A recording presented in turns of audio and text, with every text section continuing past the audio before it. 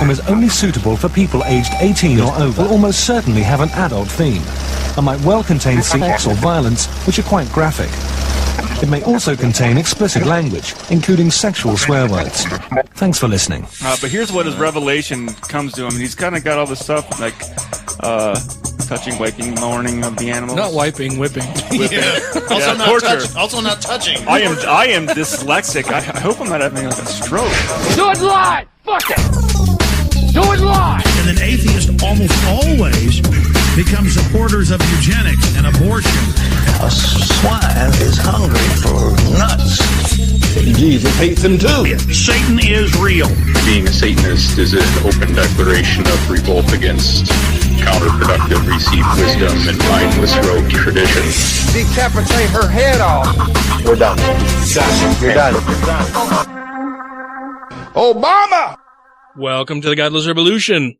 This is episode 96. Fucking A right it is. I'm Dan. Matt. And I'm Ryan. That's three of us. You're correct. Coming up shortly, there will be four of us. Mr. Taylor Grin will be joining us in a little while. Before we got him on the line, I wanted to go through a few things.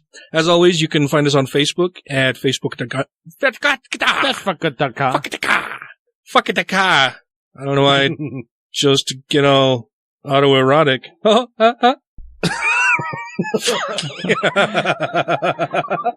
Fuck you guys. Awesome. So you can find us on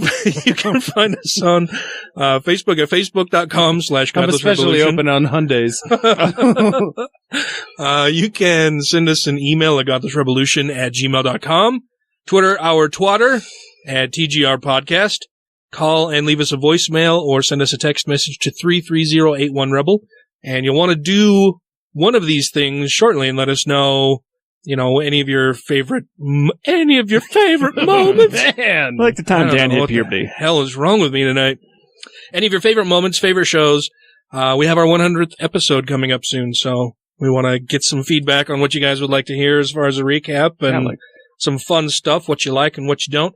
Also, please go out and give us a rating on iTunes or Stitcher. Let people know that you like the show. That way it makes it a little easier for them to find us. Moving on. Oh, yeah. We will be covering the Democratic primary debate tonight. Yes. As broadcast on Univision. Oh. With Jorge Ramos as one of the moderators. We got a translator with us, though. Who's that? That fucking guy. That guy. Right. But before we get to that, I wanted to do a quick little recap on the last Republican debate. We didn't do a show on it because it was broadcast the day after we record, and we've got other shit to do in our lives besides cover every debate. But I watched it all by my lonesome and took copious amounts of notes so that we could report to you our findings. So the debate started out, it was in Detroit, Michigan. Yeah. Broadcast on Fox News, moderated by Chris Wallace, Megyn Kelly, and Brett Baer. It started out right off the bat with a question directed to Donald Trump about David Duke's endorsement and his KKK ties. It was refreshing to see Donald Trump immediately and unequivocally disavow that endorsement. Now that he knows who it is? Yeah. Well, now that he was probably told to do that. Yeah, now that he's had some time to think about it, or is actually had his feet held to the fire about giving an answer on stage. Or he just YouTubed himself and David Duke and realized, oh, fuck, I have talked about that guy before. Rubio said that he wouldn't attack people. Why is he now attacking Donald Trump is the first question that was aimed at him. His answer is that Donald Trump deserves it because he attacks other people. It's the whole, well, he said it first defense. Yeah. Rubio says that he's ready to move past the attacks. Of course, that doesn't really happen. Trump says his hands are not small, says nobody has ever attacked his hands before, and then he basically goes on to say that he has a big dick, too. Yeah. Oh, yeah. Because we've all seen the cartoon of him on the Faces book. Oh. Cruz returns to his old standby of abolishing the IRS by passing a flat tax.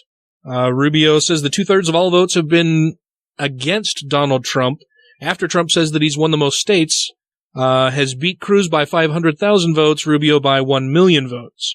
Rubio then says that Clinton will beat Trump, and In my notes here, I just have that they're talking over each other already, and we're only 12 minutes in. Yep. This was a real shit show again. Yeah. Yeah, they've been real nasty lately. Oh, man. They were talking over each other, calling each other names, interrupting each other, and the moderators just fucking let a lot of it go. Like, it was not a very well moderated Well, debate they like the ratings. Well, it's Fox News, too. Yeah. Yeah, they're all about the drama and trying to increase ratings through doing so. They passed a question to Kasich about a contested convention.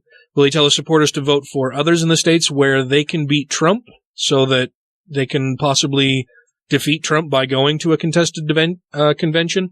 Kasich says that Romney's a great guy, but he can't tell him what to do, that Romney can't tell Kasich what to do, and Kasich says that he can bring people together. Wallace throws a loaded question to Rubio about how many jobs he's created versus Trump, because, of course, Rubio hasn't actually created any jobs. Yeah.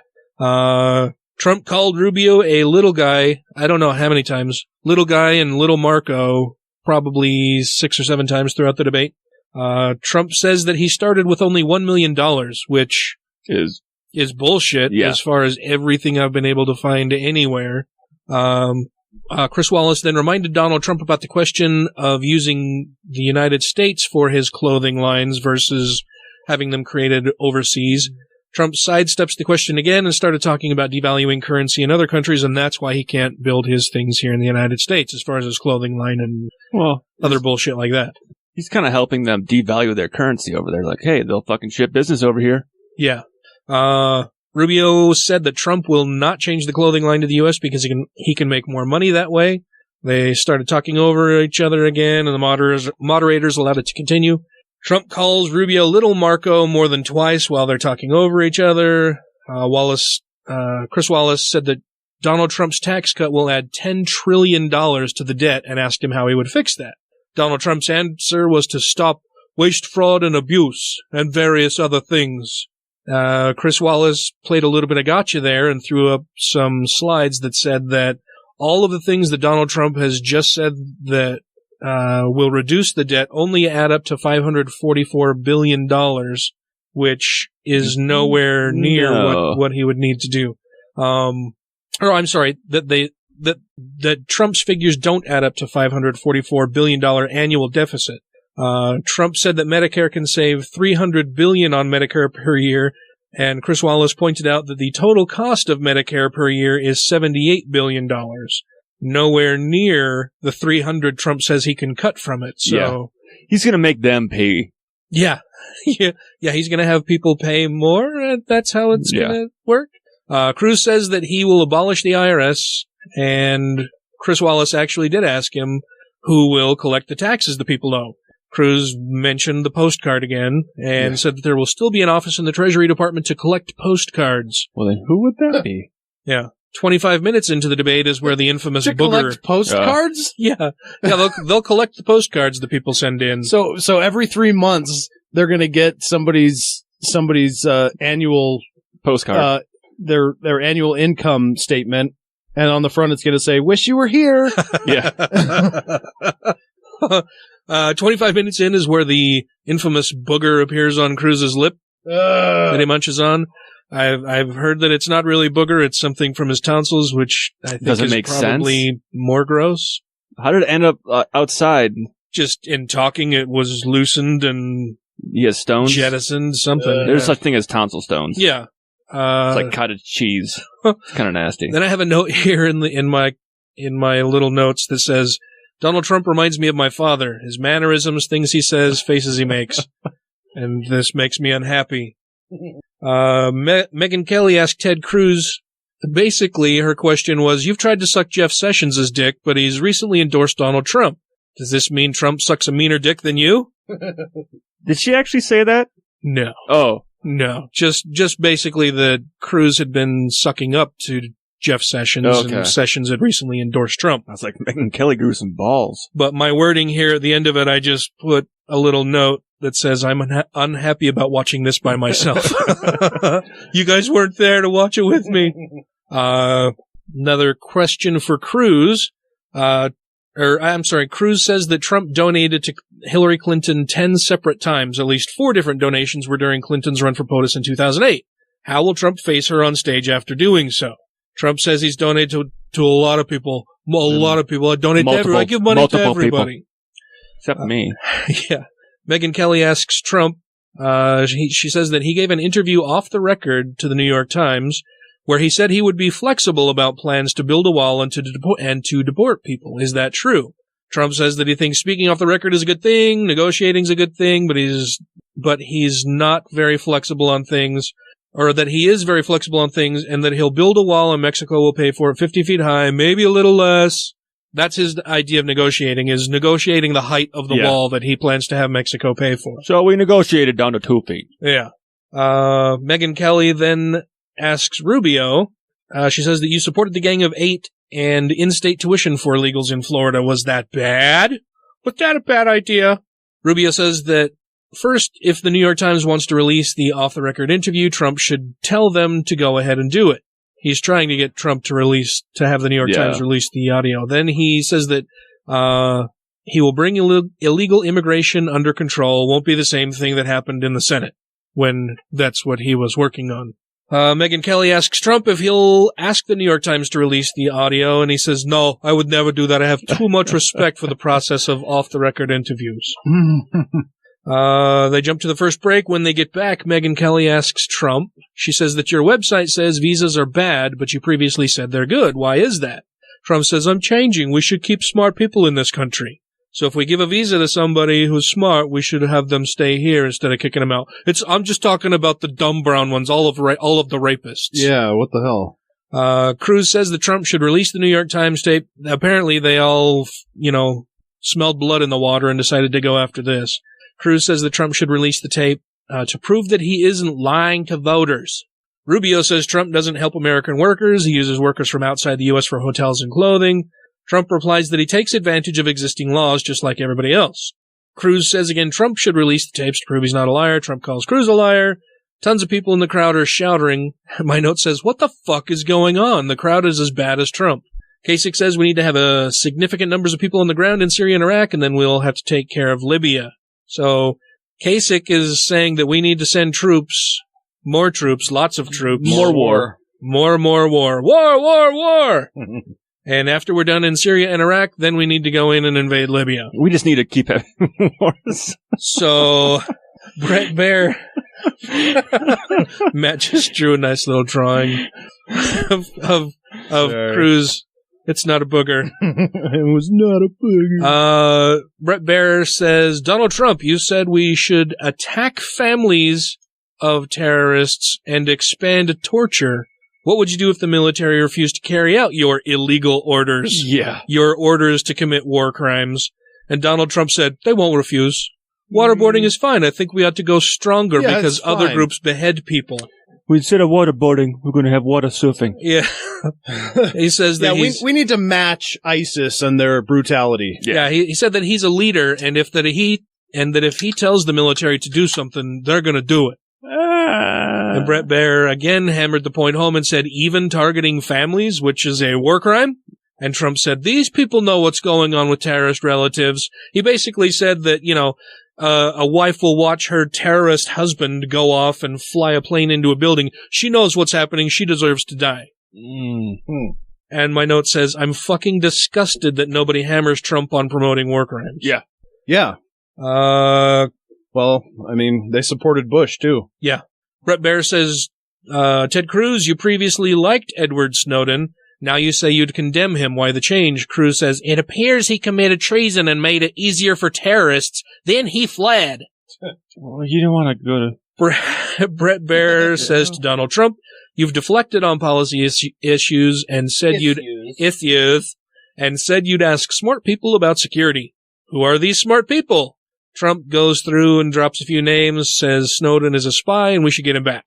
Kasich says nobody on stage got into double digits of who would be best on policy issues in a recent survey. So Kasich is trying to stay above it all and talk policy, even though he's talking about part of that policy being invading 3 different countries. Mm-hmm. We go to the second break. When we get back, Megyn Kelly plays a little clip. It's basically of Donald Trump flip-flopping on whether we should have gone into Afghanistan. He says Syrian refugees should be allowed and then shouldn't be allowed. Did Bush lie? He says yes. Then he says he's not sure. Then Megyn Kelly says, after playing all of these, how are these examples of you telling it like it is?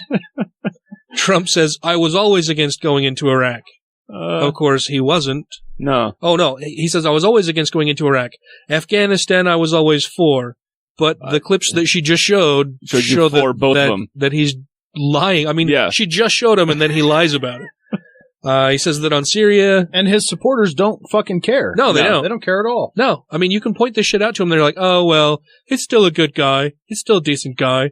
He says that on Syria, he thought it was a very small number. Then it was thousands and thousands of immigrants. We should make safe zones in their own country. Because that would be easy to defend. What the fuck are you talking about? Setting up a tent city in the middle of the goddamn desert and then firing missiles around it on a daily basis to keep the enemies away? We're not talking about an invading army of ants or anything, you stupid shit. No, we're going to give them landmines and concertina wire to surround their houses. Yeah, to keep them safe. Yeah. And basically put them all in a prison. Yeah. Which is fucking stupid. Trump says he's never seen a successful person who isn't flexible.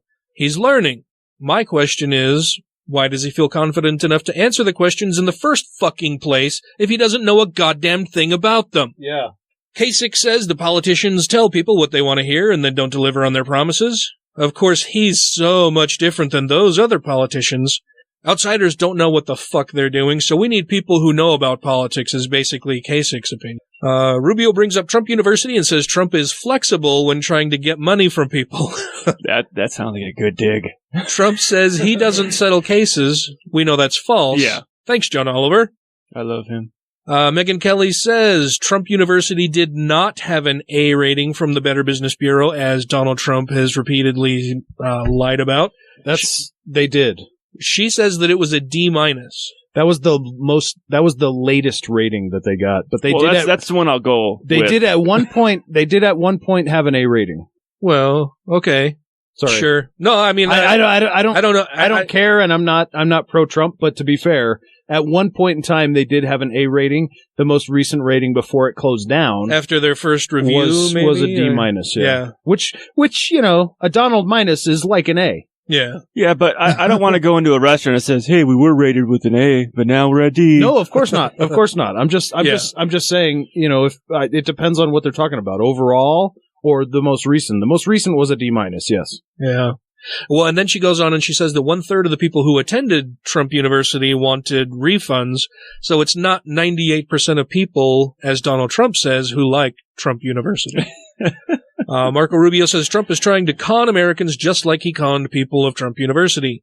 Trump then says Rubio is the real con artist because he doesn't vote in the Senate.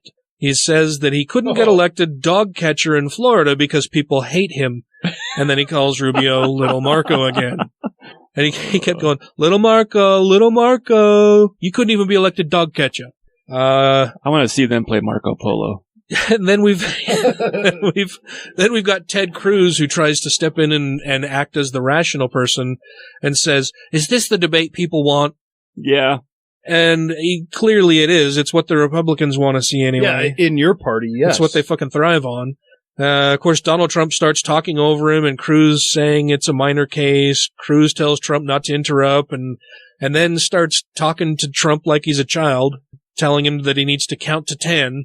Donald Trump says that polls show him beating Ted Cruz 49-15. Cruz says the CNN poll Trump mentioned has Hillary Clinton beating Trump by 8 points, but Cruz would win. Kasich tries to play the populist Democrat card, weird, but really only in contrast to other Democrats. Or to other candidates, sorry. Then we go to the third break. When they get back, Rubio, Clinton, and Sanders have been to Flint. Why haven't GOP candidates done more or talked more about it? Asks Brett Baer.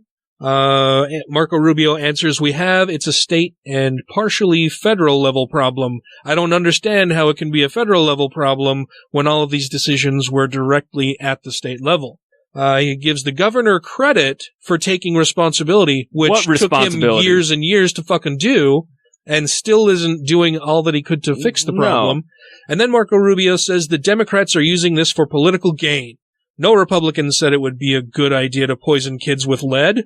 He misses the whole It'd fucking be a good point idea to here. help them out, though. Yeah, no Republican said it would be a good idea to poison kids with lead. They just didn't fucking think about it because they don't give a shit. Yeah. It's all about the bottom line to them. The extra $100 a month they saved. Yeah, it's all about fucking glad handing and turning over contracts to turning over no bid contracts and doing all these shady fucking deals that they think may save money when in fact this is going to cost them a whole lot and has killed people in the process. Megyn Kelly says Michigan schools could go bankrupt next month should the government bail out schools like they did for the auto industry. John Kasich. Kasich says fixing schools should be handled at a state and local level because that's worked so fucking well in Michigan. We handled the auto industry at a state and local level? God, these guys. Dude, we bailed out the fucking banks. Yeah. Yeah. But the schools should be handled at a state and local level. That's what's going on right now, and they're fucking falling apart. Ted Cruz says that Detroit has been decimated by left-wing policies, which is fucking Are you bullshit. fucking kidding Yeah, me? he said that that's why Detroit is falling apart is because of left-wing policies. No. Well, and we've seen what the right-wing policies have done in Flint. Yeah, like block money to help Flint. Yeah, made me so mad.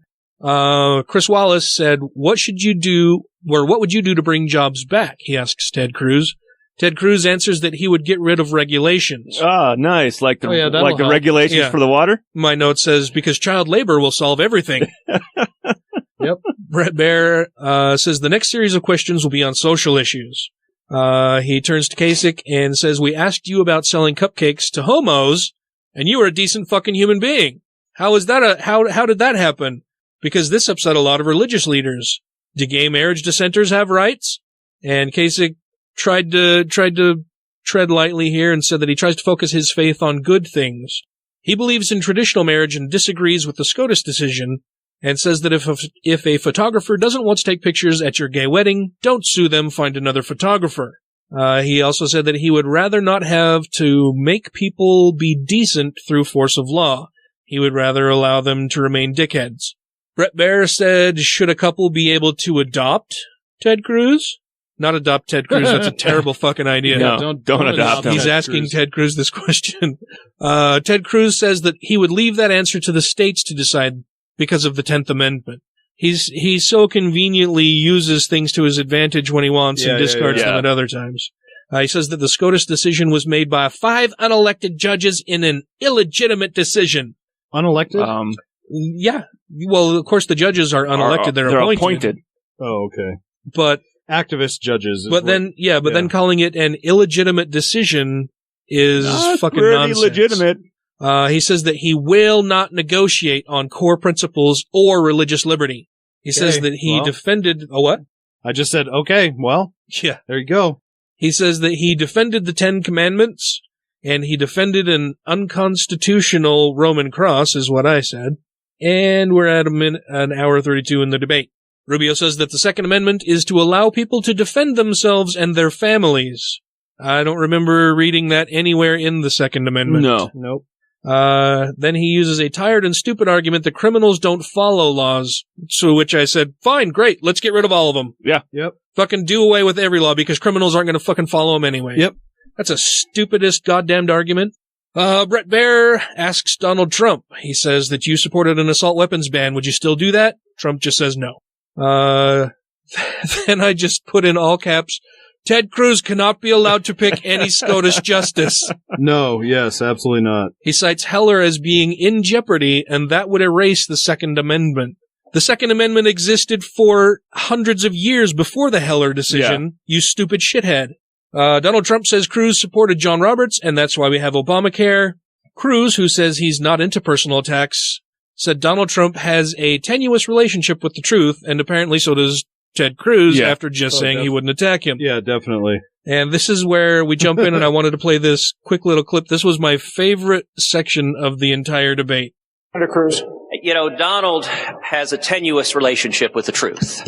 I wrote one op-ed supporting President Bush's nomination after he made it. I would not have made that nomination. But let me point out, not what you say in the op-ed. That is not what you said in the op-ed. Donald, please, I know it's hard not to interrupt. But it's not what you said in the op-ed. Breathe. Lion Ted. This is the second time he does this to Donald Trump. You could breathe. I know it's hard. I know it's hard, but just When they're done with the yoga, can I answer a question? You cannot. When they're done with the yoga, can I answer a question? I really hope that we don't see yoga on this stage. Well, he's very flexible, so you never know. He's saying that about Donald Trump because Donald Trump had previously said, well, I'm very flexible on different things. That little section there was my favorite line in the whole deal. It's pretty funny. After they're done with yoga, can I have time to speak? I loved that bit. So that was my favorite line in the debate. Then they go to the fourth break, and they come back, and Chris Wallace asks Marco Rubio, he says that you compared Trump to Kim Jong-un. Why? He's not intellectually curious. Threatens to kill families of terrorists. Donald Trump says Rubio is not a leader. If I tell someone to do something, they'll do it. Talks about the polls again. Rubio, Trump didn't answer the question, just attacked other people. Trump says, wouldn't it be nice if we could get along with the rest of the world? Which is totally out of line with most of his stated fucking positions. He wants to shit all over everybody, and that somehow that's going to make America great again. I couldn't believe he fucking said that. That's an actual quote from him. Well, wouldn't it be nice if we could get along with the rest of the world? It's also totally out of line with the GOP standards. Yeah. Everything that they do. They're all about fucking war, trade embargoes, telling everybody else what to do, that we're the bullies, we're the ones who should rule everything. Chris Wallace asks John Kasich, he says that you made a campaign video of Trump having Palin as a running mate, or having Putin as a running mate, and that was a little bit of comedy.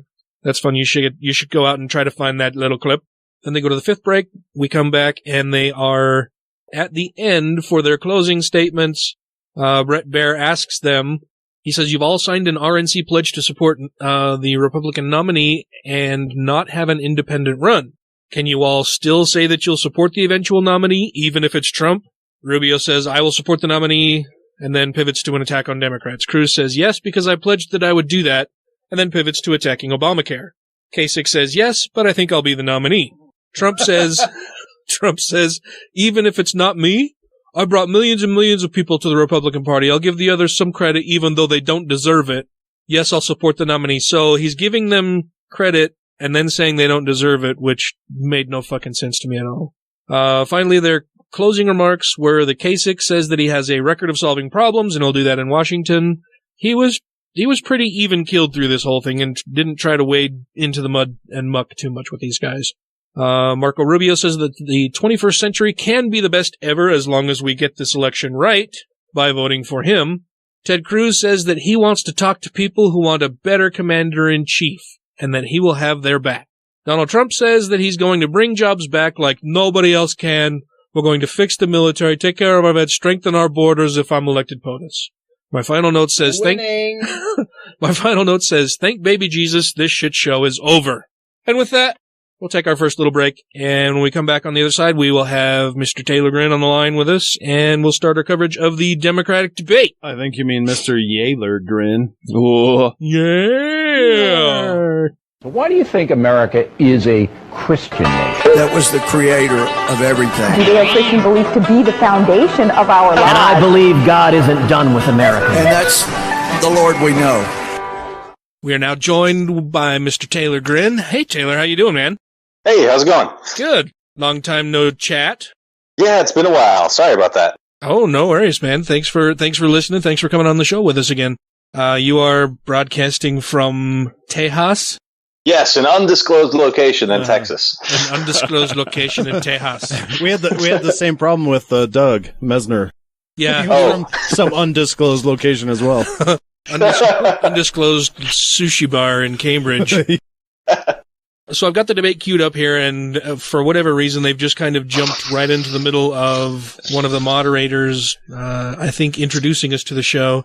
It appears to be that the broadcast, since it's on Univision, will have one of the moderators be speaking Spanish only. Yeah.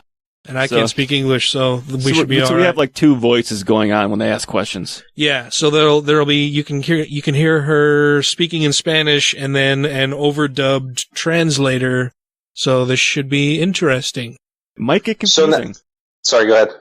Oh, I was saying this might be a little confusing listening to.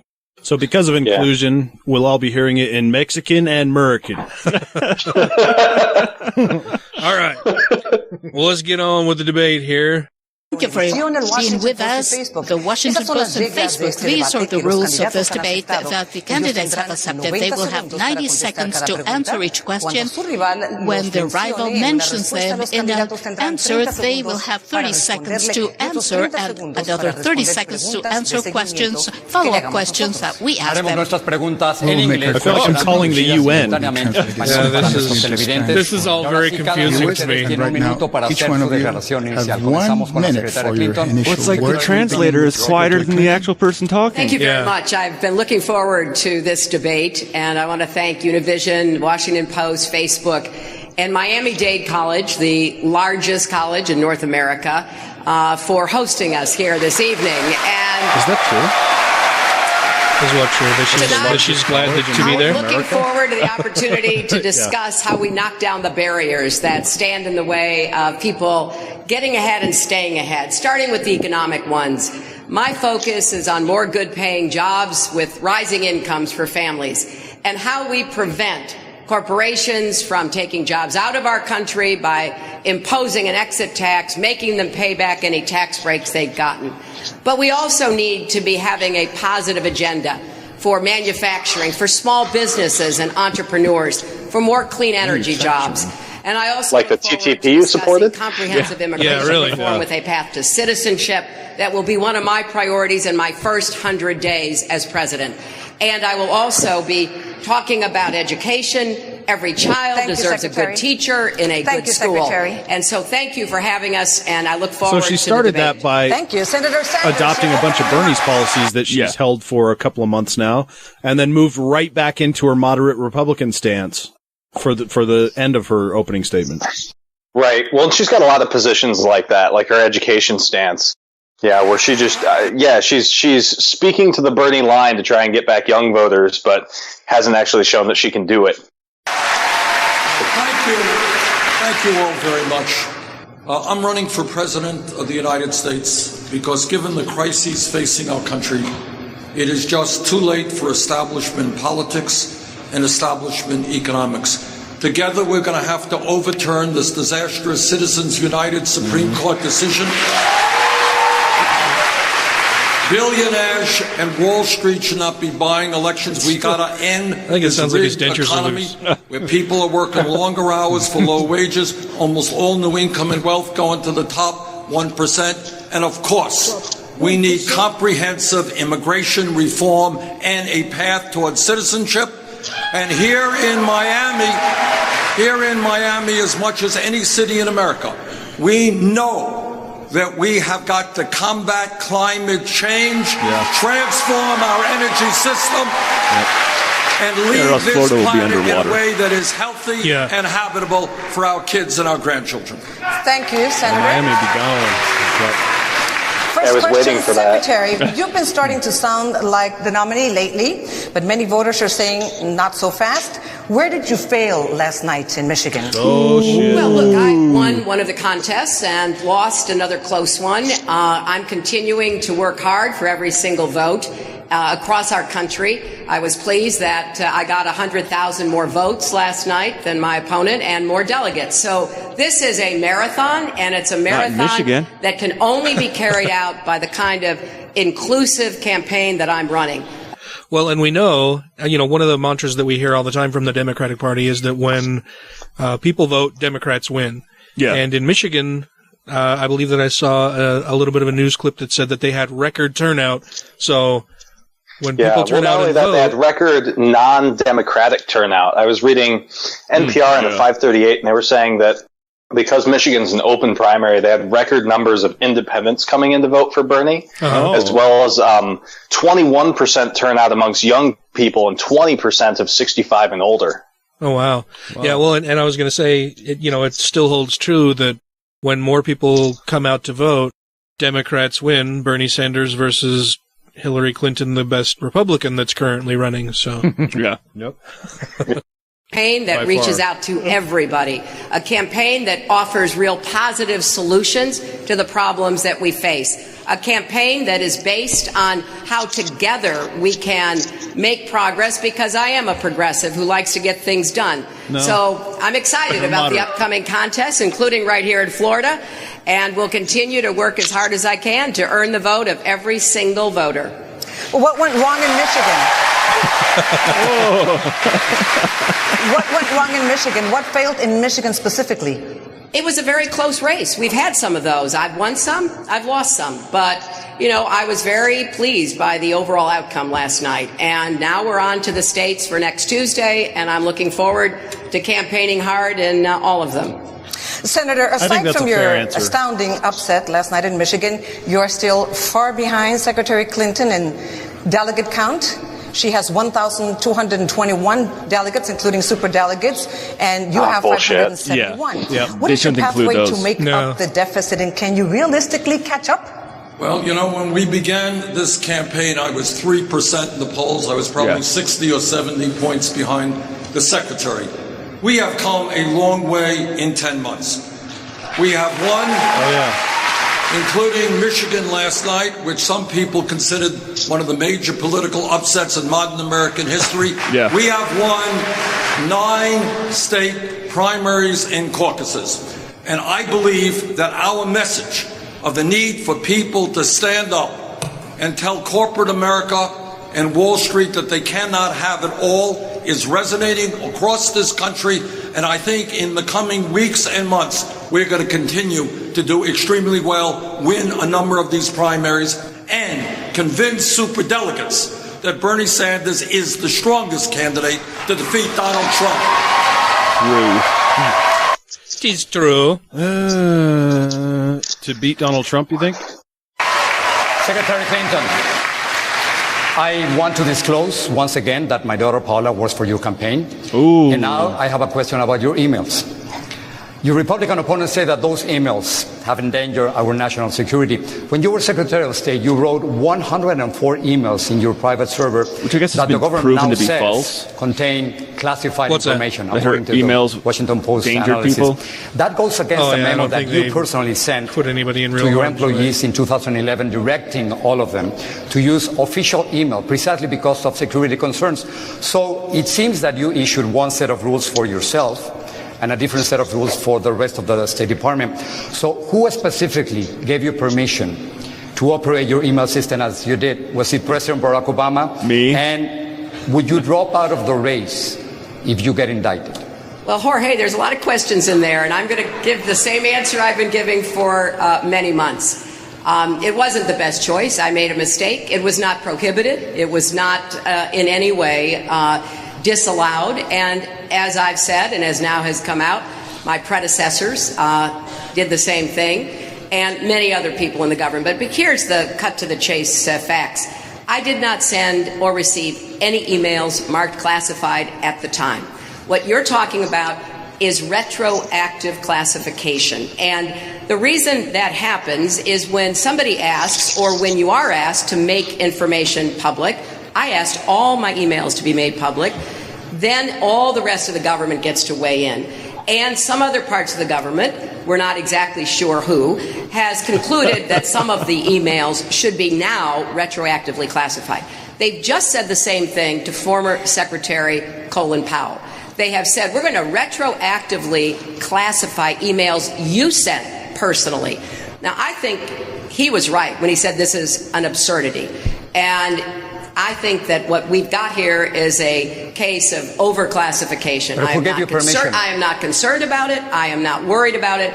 And no Democrat or American should be either. The questions were, Secretary. Yeah, she didn't really answer the question. No. She never does. Who gave you permission to operate? Was it President Obama? There was no permission to be asked. It had been done by my predecessors. It was permitted. I didn't have to ask anyone. If you get indicted, would you drop out? Oh, for goodness. That is not going to happen. I'm not even answering that question. I guess I think that's a good one. Not even worth my time, Jorge. Next question. In defense of Hillary in a little bit, the way I understand it, her emails were never actually hacked. Like her personal server was never actually hacked into. Right. But the actual State Department email they wanted her to use did get hacked. Oh, yeah? I'd not heard that. If I heard it right, she was actually safer on her own personal secured server versus the State Department server. I've not heard. Have you heard anything about that, Taylor? Yeah, I have. I mean, and Okay, so I remember reading a news report, and I don't remember the exact details, so I'm almost afraid to mention it, but I know that there is a hacker who is actually being extradited to the U.S. who is responsible for dipping into some of the emails that she sent. Now, the reason why I'm uncertain about saying it is because I can't remember if that's her private email server or the State Department server. The other issue that I have about this whole thing are two things in that community. The first one would be what's called OPSEC, which is even if nothing she was sending on those emails was classified, it still might be basically sensitive for her to be talking about it. Yeah, and it's not a good idea to be discussing that in a public forum, yeah. Right, and then the second thing is some things individually aren't classified, right? But when you take little bits and pieces of information and look at them as a whole, then that becomes classified. And because I haven't read the content of her emails and because I'm not privy to any of that stuff, I couldn't tell you whether or not that is or is not the case. But even if she says, nothing that I sent was classified, doesn't mean that if you take multiple emails that she sent and that's classified. Yeah. And so that's where, me, even as a Democrat, from where I come from, I'm still really skeptical of this whole situation, and her, I don't want to say innocence, but, I feel like this issue isn't, it needs to pan out further, in my opinion. Yeah, well, I mean, even if she's not overtly guilty of, passing on secrets or making things unsafe or whatever, there is still the question of naivete, right? Like, she should have known better. Right. Even if there nothing huge gets out, it's still an issue of operational security where she should know better than to use a personal server and personal email for that kind of stuff. Right. Well, in just having clearance, she would have gone through both training and a non-disclosure statement that would have made her aware of those sorts of concerns. Yeah. But that's where I also bring into the question of if this was already a standard practice being used by people in her position, like everybody that came before her did this is just how we do it. If it was that type of thing when it started off, so. Yeah, well, I don't think that everybody has done this before. I think there's been a couple instances, but it's certainly not that everybody has their own private email server. Or it's just something that was allowed. Like, hey, I'm allowed to have my own private email server. I'm going to have my own private email server. Yeah. Yeah. Right. Well, and you used to be able to use USBs in the government computer too, but that was then and this is now. So. Yeah. I mean, as they learn better security practices, of course, things change. So hopefully this won't be an issue for anybody else going forward, but I still think she should have known better than to do some of the things that she did. Right. Sick and tired of hearing about your damn emails to claiming that it is a very serious issue. Which is it? There is a process underway, and that process will take its course. Today in America, the middle class is disappearing. We have massive levels of income and wealth inequality. Climate change threatens the whole planet. 47 million people live in poverty. I'm going to focus on the issues facing the working families of this country. That process will So continue. I think that was a fairly decent answer. I mean, those are the things that are important to him, of course, but it made him sound a little tone deaf, right? I mean, they're talking specifically about her emails and they're trying to flesh out, who gave her this, who gave her the access, all of this kind of stuff. And they've asked her, a series of different questions on it, and he just blows by all of that. And I think that makes him seem a little tone deaf and like he's not really paying attention. And I agree to a point, but I mean, not even a single shred of that is any of his business or, what do you want him to say about it? That's where I think he's going with this. Like, this is her personal problem right now. This isn't the world's problem.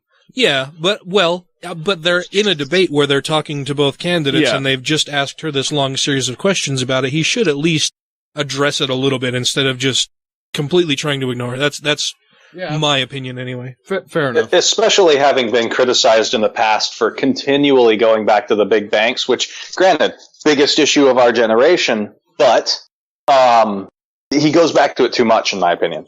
Yeah, it makes him sound like a one-trick pony. Yes. Okay. I might have some disagreements, but not for tonight. All right, moving on.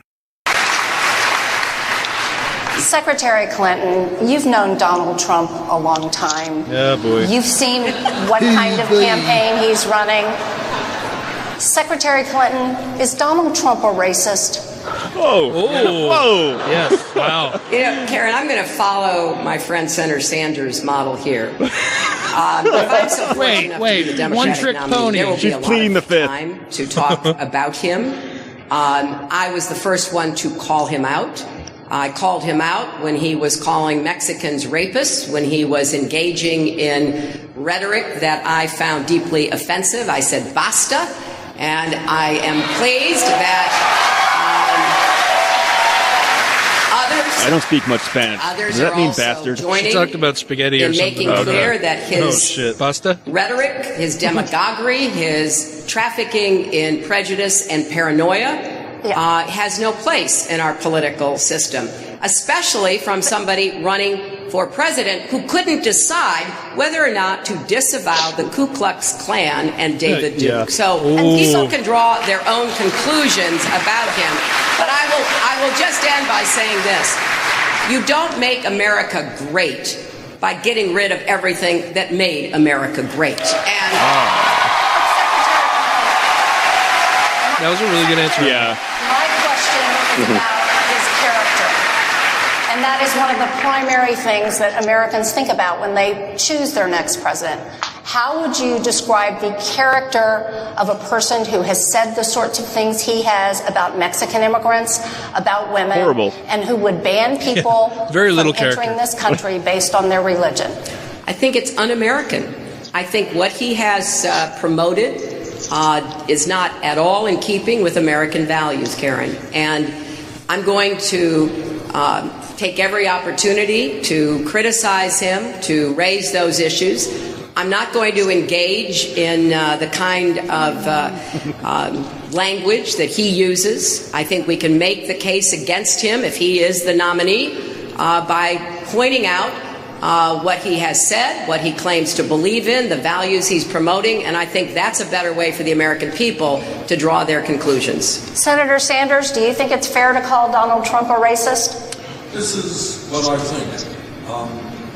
I think... Turn his microphone back on, people. I'm never going to elect a president who insults Mexicans, who insults Muslims, who insults women, who insults African Americans. And let us not forget that several years ago, Trump was in the middle of the so-called birther movement, trying to delegitimize the President of the United States of America.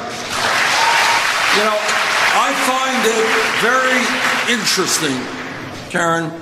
My dad was born in Poland. I know a little bit about the immigrant experience. Nobody has ever asked me for my birth certificate. Maybe it has something to do with the color of my skin. So what does that tell you about his character? I think, and I am very pleased. I am very pleased that I think in the last national poll that I saw, we were running 18 points ahead of Donald Trump. Oh, now he wants to talk only about polls, huh? Now that we all know he's from Poland. Talking about immigration, and this map shows where in the. I think that was a really good answer. Yeah, I think so too. I think pointing out that the only reason he hasn't been asked about his status as an American citizen is because he has white skin. Yeah, and hair. Yeah. All right, Taylor, what's your best Pollock joke? Okay. All right. So 3 Polacks are hired to paint a fence, and the guy who's hiring them sets a paint bucket next to the fence and says, "All right, go ahead. You'll be paid by the day, right?" So the first day they paint like a quarter of the fence. He's really pleased. They come back. Next day they paint about another half of the fence, right? So the thing's almost done. They're moving a lot more slowly. Third day, they paint like maybe just a sliver of the fence, and it's going slower and slower. And finally, the ranch hand comes to him, and he says, "Why is your work getting so slow? Are you trying to draw out the pay?" And they say, "No, it'd go a lot faster if the bucket wasn't so far away." Nice. That was good. All right. Well, good to know you have those at the ready. Yeah, I come from a Polish family, so yeah. Okay. Well, good. Okay, we don't have to cut that from the show then. All right. Perfect. They are talking about it the most, Marilena. So, Secretary, I have a question for you. In 2003, you said on a radio show, specifically it was John Gamblin's radio show in New York, that you were adamantly against illegal immigrants and that people have to stop employing illegal immigrants. Your new immigration plan is that you would expand President Obama's executive actions and that you would push for legislation that would include a path to citizenship for undocumented immigrants. So are you flip-flopping on this issue, or are you pandering to Latinos, what some would call Hispandering? In 2003, I sponsored the Dreamer Act. I sponsored it, I think, in every Congress after that. I have been consistent and committed to comprehensive immigration reform with a path to citizenship. I think our best chance was in 2007, when Ted Kennedy led the charge on comprehensive immigration reform. We had Republican support. We had a president willing to sign it. I voted for that bill. Senator Sanders voted against it. Just think, imagine where we would be today if we had achieved comprehensive immigration reform 9 years ago. Imagine how much more secure families would be in our country, no longer fearing the deportation of a loved one, no longer fearing that they would be found out.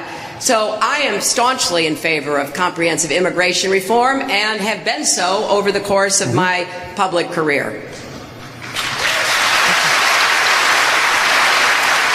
Senator, and I think the difference between the Democrats' version of immigration reform. Democrats version.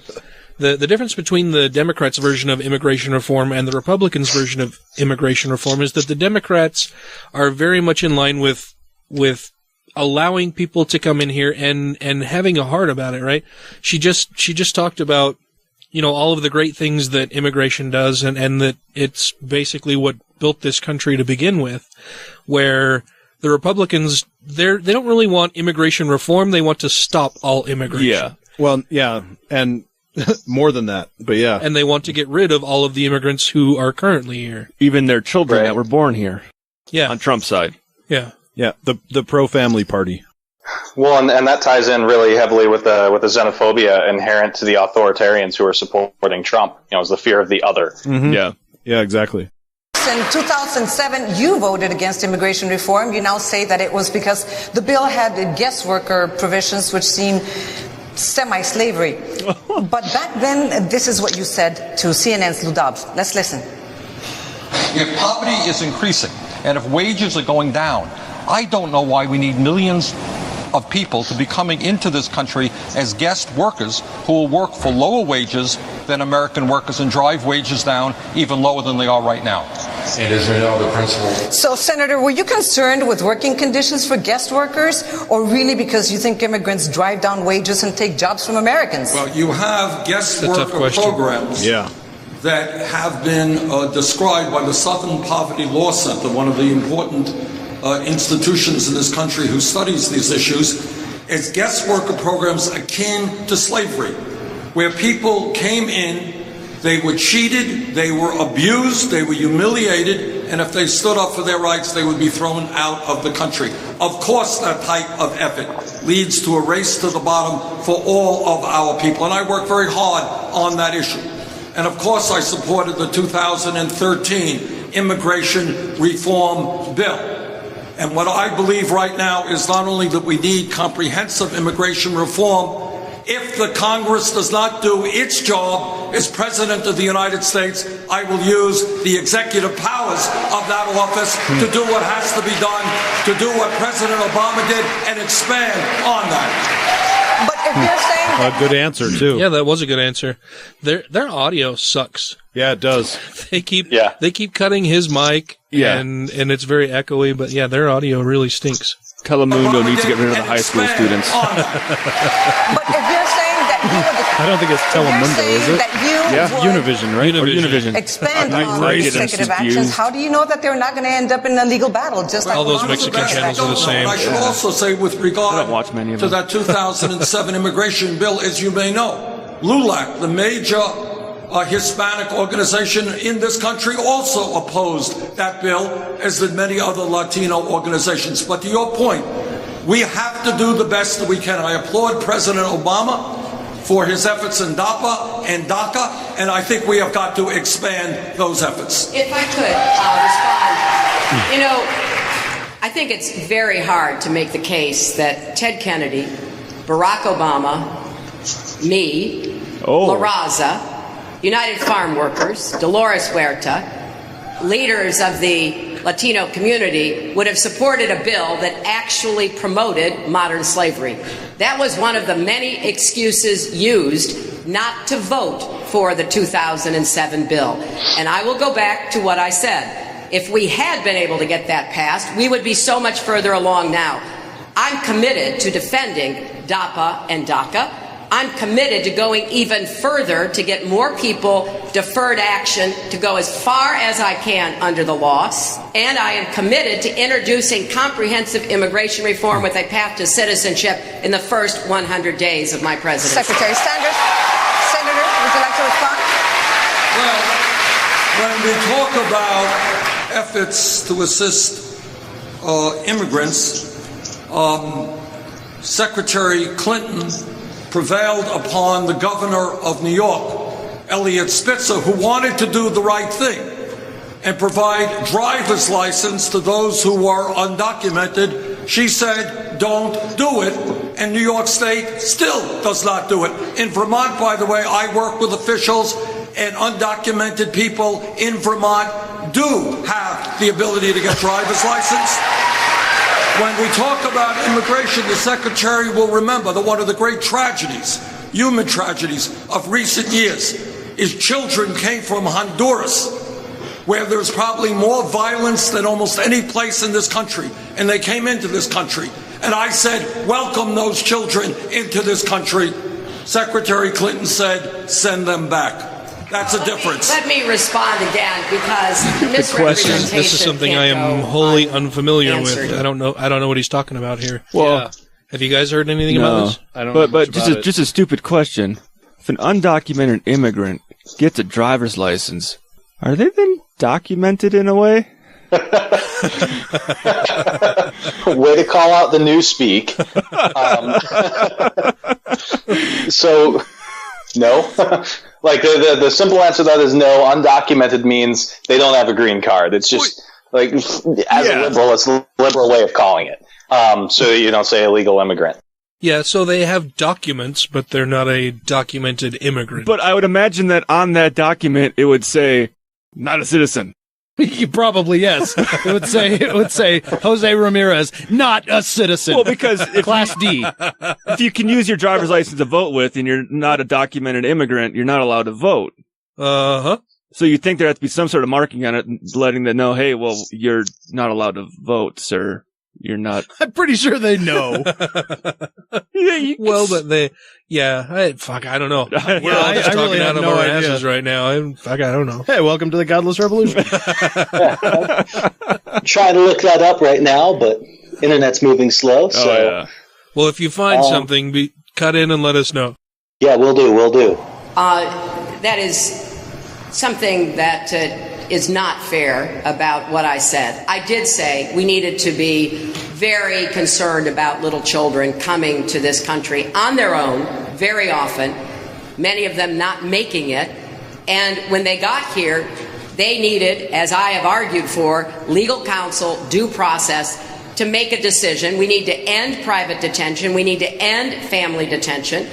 And in 2006, when Senator Sanders was running for the Senate from Vermont, he voted in the House with hardline Republicans for indefinite detention for undocumented immigrants. And then he sided with those Republicans to stand with vigilantes known as Minutemen, who were taking up outposts along the border to hunt down immigrants. So I think when you were running for the Senate, you made it clear by your vote, Senator, that you were going to stand with the Republicans. When you got to the Senate in 2007, one of the first things you did was vote against Ted Kennedy's immigration reform, which he'd been working on for years before you ever arrived. Let me respond to that. Who else is going to respond? Of course you get to. You know, Ted Kennedy was a very close friend of mine, and I served on the committee that he chaired, the Health Education Labor Committee. And Ted Kennedy was kind enough to allow me to hold a hearing in 2008, I believe, in Congress, dealing with the plight of undocumented tomato pickers in Immokalee, Florida. That sounded a little racist. My own wasn't an issue really for the state of Vermont to expose the horrendous working conditions and the semi-slavery, if you like, that those workers lived under. And the result of that hearing and the work that many, many people did was to significantly improve the wages and working conditions of those workers. Senator, Secretary, we're going to take a break and we'll continue talking about immigration when we come back. Great, thank you. Llegó el momento de hablar de las deportaciones. Vamos so this is the moment of talking about deportations. Okay. We're going to... So I really did we mentioned it before, but I really dig Spanish accents, man. Yeah, I think you talked about that. Yeah. So I do. I just found a photograph in men, right? That's what you said before. Either way, man, they're sexy AF. I found a photograph of a California driver's license for an undocumented immigrant, and it says on it. Progress.org. This is scpr.org. Okay. I'm on the LA Times right now. Yeah. And I'm actually looking. I did a search for like how their voter registration works. Okay. In light of the new driver's license thing. And if you go to the DMV as like a U.S. citizen, you can register to vote when you get your driver's license, and you have to affirm your eligibility to vote. However, because of the ID that you need to have in order to get your driver's license in the first place, they would basically verify that you're a citizen that way. Yeah. If you are not a U.S. citizen, quote, there's already a separate process for residents in the country illegally to apply for special licenses. Although citizens are offered the opportunity to register to vote at the DMV under an earlier federal law, non-citizens are not. They continue under a new DMV registration process. People applying for the special licenses will not be asked about their eligibility to vote. So basically, they have a firewall. Like if you're an illegal immigrant and you go to get the driver's license in that regard, you go through a different driver's license process than you would if you were a U.S. citizen. Well, even on the front of it says federal limits apply. On the front of the license that they would get? Yeah. So I wonder if it says federal limits apply, like as far as voting or some other things, like, hey, since you're not an actual citizen, like this denotes, hey, can't buy a firearm, can't vote, can't do these things. So when they go in to give you your ID, they go, hey, you're not qualified, even though you might have wrote on your paperwork, you're all good to go. According to your license, you're not. Aha. All right. With that, they're taking a break. We're going to take a little break here, and we'll be back on the other side. Stay tuned, everybody. Please stand by. The Godless Revolution will continue in a moment. Hey y'all, this is Tucker from the Atheist in the Trailer Park podcast. And I might live in a beer can, but I ain't no inbred redneck. And if you listen to my podcast, I'm gonna learn you something. And no, I ain't talking about how to marry your cousin and not have kids with 16 fingers and stuff like that. I mean, I actually talk about real stuff. Teach people where the Bible stole its stories from. So y'all give me a listen, would you? Thank you. You and the Godless Rebelution will be reassimilated in 3, 2, 1. Welcome back, everybody, to the continuing coverage of the Democratic primary debate here on Univision and the Godless Rebelution. Yeah. Yeah, what the? We're crossing borders. I told you I really like the Spanish accent, man. I'm totally getting into it. Yeah, but dude, you can't buzz market Univision before you even say who the show is. Fine. And we're here with Taylor Grin, who has apparently a mouse pet hanging around his microphone. What did I do? Nothing. You're fine. All right, here we go. Just giving you shit. Right here now. Nosotros seguimos aquí. We continue here live by Univision, and we're measuring with this screen the following the conversation, political conversation, what you are talking at home about our debate at home in real time. Why is it that they have to have their... What women are talking and why does the about translator have to have a Spanish accent as well? About she didn't even mention debate. Facebook. And we see that number one topic in Facebook nationwide for women is the economy, second religion, and third abortion. Economy coincides with the most important topic for Hispanic voters, according to our last poll of Univision, survey of Univision. Let's see what men are saying. The main topic is government ethics. Are they using Google Translate for her? The economy. These are the most commented topics in Facebook nationwide. We will continue now with the debate with Jorge Rames and María Elena Salinas. Gracias. Regresamos con el debate demócrata patrocinado por Univision, The Washington Post, and Facebook. We're back to the Secretary Democratic debate. The last Talk louder, dude. In January, Jorge is the Iowa, I asked you if you could become, Spanish Anderson you could be Cooper. the next reporter-in-chief, and you told me no, that you wouldn't be the next reporter-in-chief. Did you not hear me say that when you first turned this on? No, did you say that? Okay. I wondered why there was no reaction, because I was like, is it the... Anyway, whatever. I totally missed it. No, yeah, nice joke, though, Dan. Good job. Sorry, and then I missed this question. Sorry, I'm going to back it up. God damn it. However, you refused 2 times to say that you would not deport children. This is what you said. That you won't deport children. And can you promise that you won't deport immigrants who don't have a criminal record? Here's what I can promise, Jorge. I can promise that I will do everything possible to provide due process. Will you deport children? Let me say this. I would give every person, no. The answer is no. Yes or no. Due process to have their story told. And a lot of children will, of course, have very legitimate I love how they're pulling up past videos to show them. To be able to stay.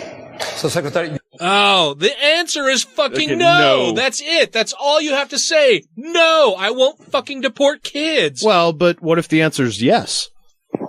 Well, you sure. say yes, but the correct answer should be no. Yes, that's the correct answer, but she doesn't always give those. No.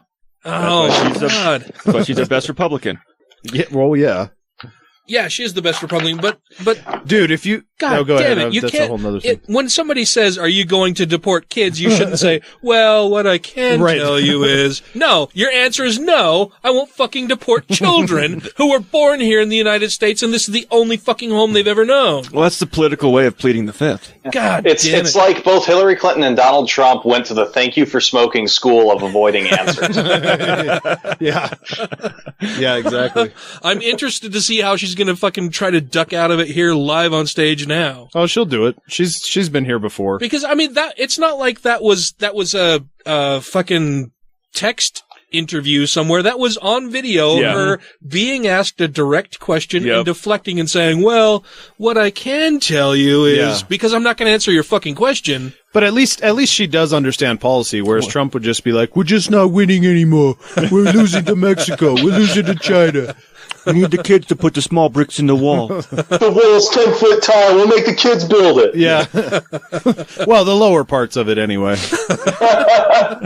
In the small spaces where their little hands can fit. Yeah, Ryan kind of said that before I stole it. You also don't want to hurt the adults' backs. Leaning over to lay bricks is kind of hard. Yeah, they're Mexicans. A little insensitive there, Matt. Not me. Hey, I'm in Trump character. Oh, okay. That's okay. I can say what I want. I can say whatever I want. Because we're not winning anymore. Let's see what she has to say. President Obama's deportation policies, and as you know, so far he has deported more than 2.5 million immigrants. So if you really don't want to be the next deporter-in-chief, can you promise tonight that you won't deport children and that you won't deport immigrants who don't have a criminal record? And this time, could I get a yes or no answer?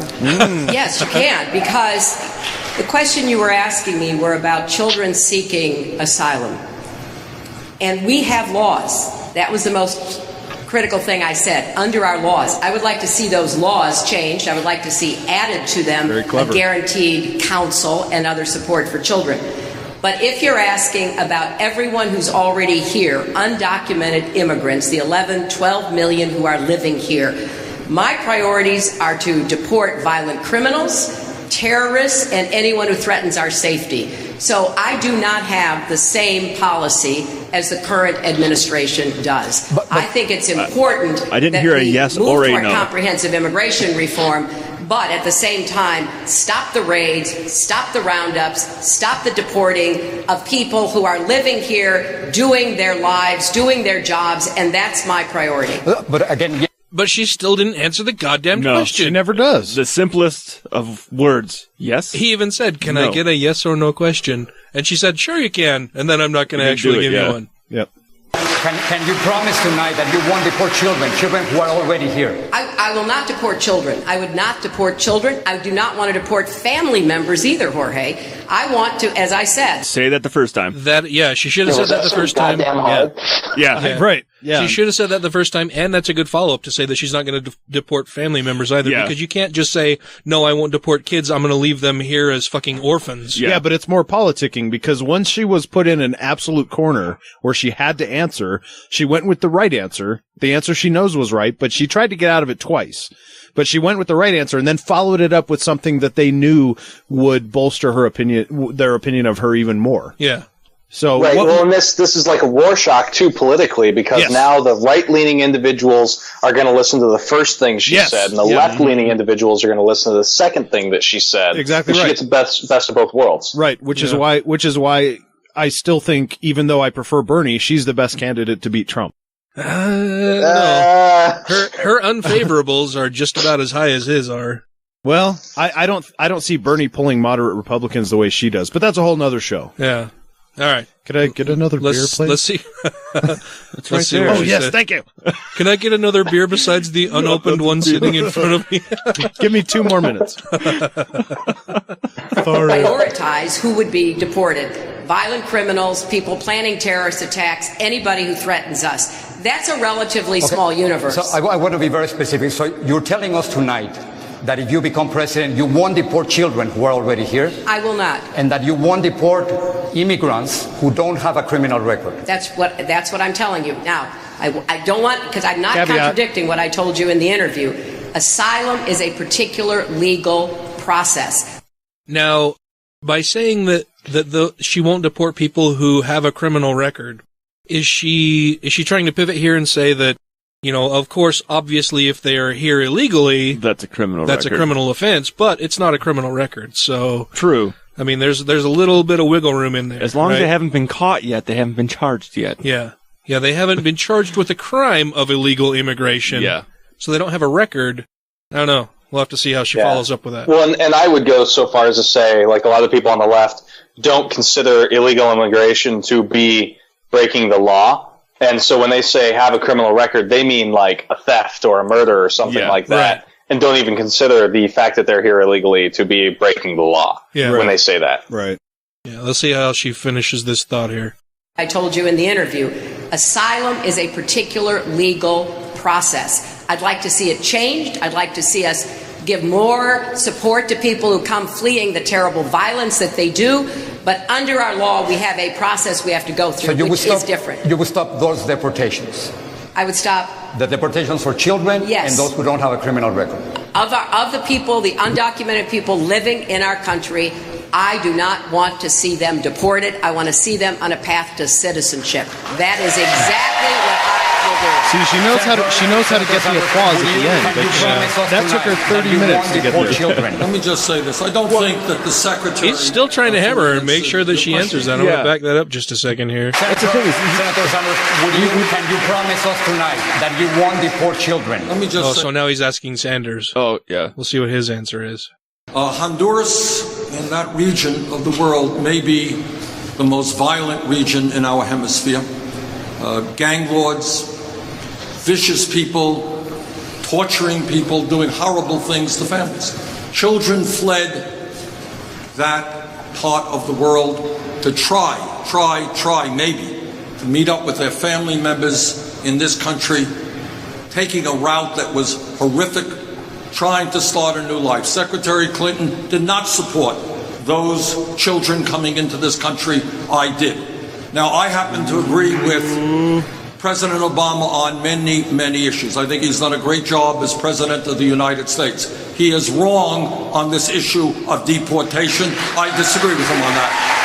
So to answer your question, no, I will not deport children from the United States of America. And can you promise not to deport immigrants who don't have a criminal record? I can make that promise. Okay. That was easy. Very short, Look easy, at that, Bernie. no equivocation. Or Hillary. Look how easy it is. This is why I go back to that 2007 vote, because if we had been successful then, a lot of the issues we are still discussing today would be in the rearview mirror. I want like gay us marriage. to be able to achieve comprehensive immigration reform if I'm so fortunate enough to be president. And we do have to take a look at asylum laws. When I was Secretary of State, I worked to try to support many different approaches to ending the violence in Central America. I was there meeting with leaders, security leaders, and others, and I think the Congress should support the President's request to fund programs that would protect people and change the culture of criminality and violence in Central America, helping people be able to stay safely in their homes and countries. How does the Let me president just answer. I want to get back. How does the United States president change that without changing drug laws? Yeah. I mean, really, that's the primary complaint, right? That you have these warlords and drug kingpins in these other countries who are committing atrocious acts to further their reign on the drug trade. The only way I could see the U.S. being able to help is if we actually deployed people down there to work with the locals that literally go in there and arrest and to help detain stop the corruption and that goes on down there. Exactly. Yeah, that's about the only way I could see make a difference, because you're not going to stop the corruption from within because it's so corrupted. Yeah. I don't see how that. Yeah, I don't support a military exercise there either. Well, I mean, we can't deploy. The only people we can deploy down there to help out with that in a forceful way of actually detaining is our military. Yeah, I would say we can start by actually leading by example for once. Well, I don't think we're going to help. Like, even if we legalize drugs here, they're still going to be producing drugs there.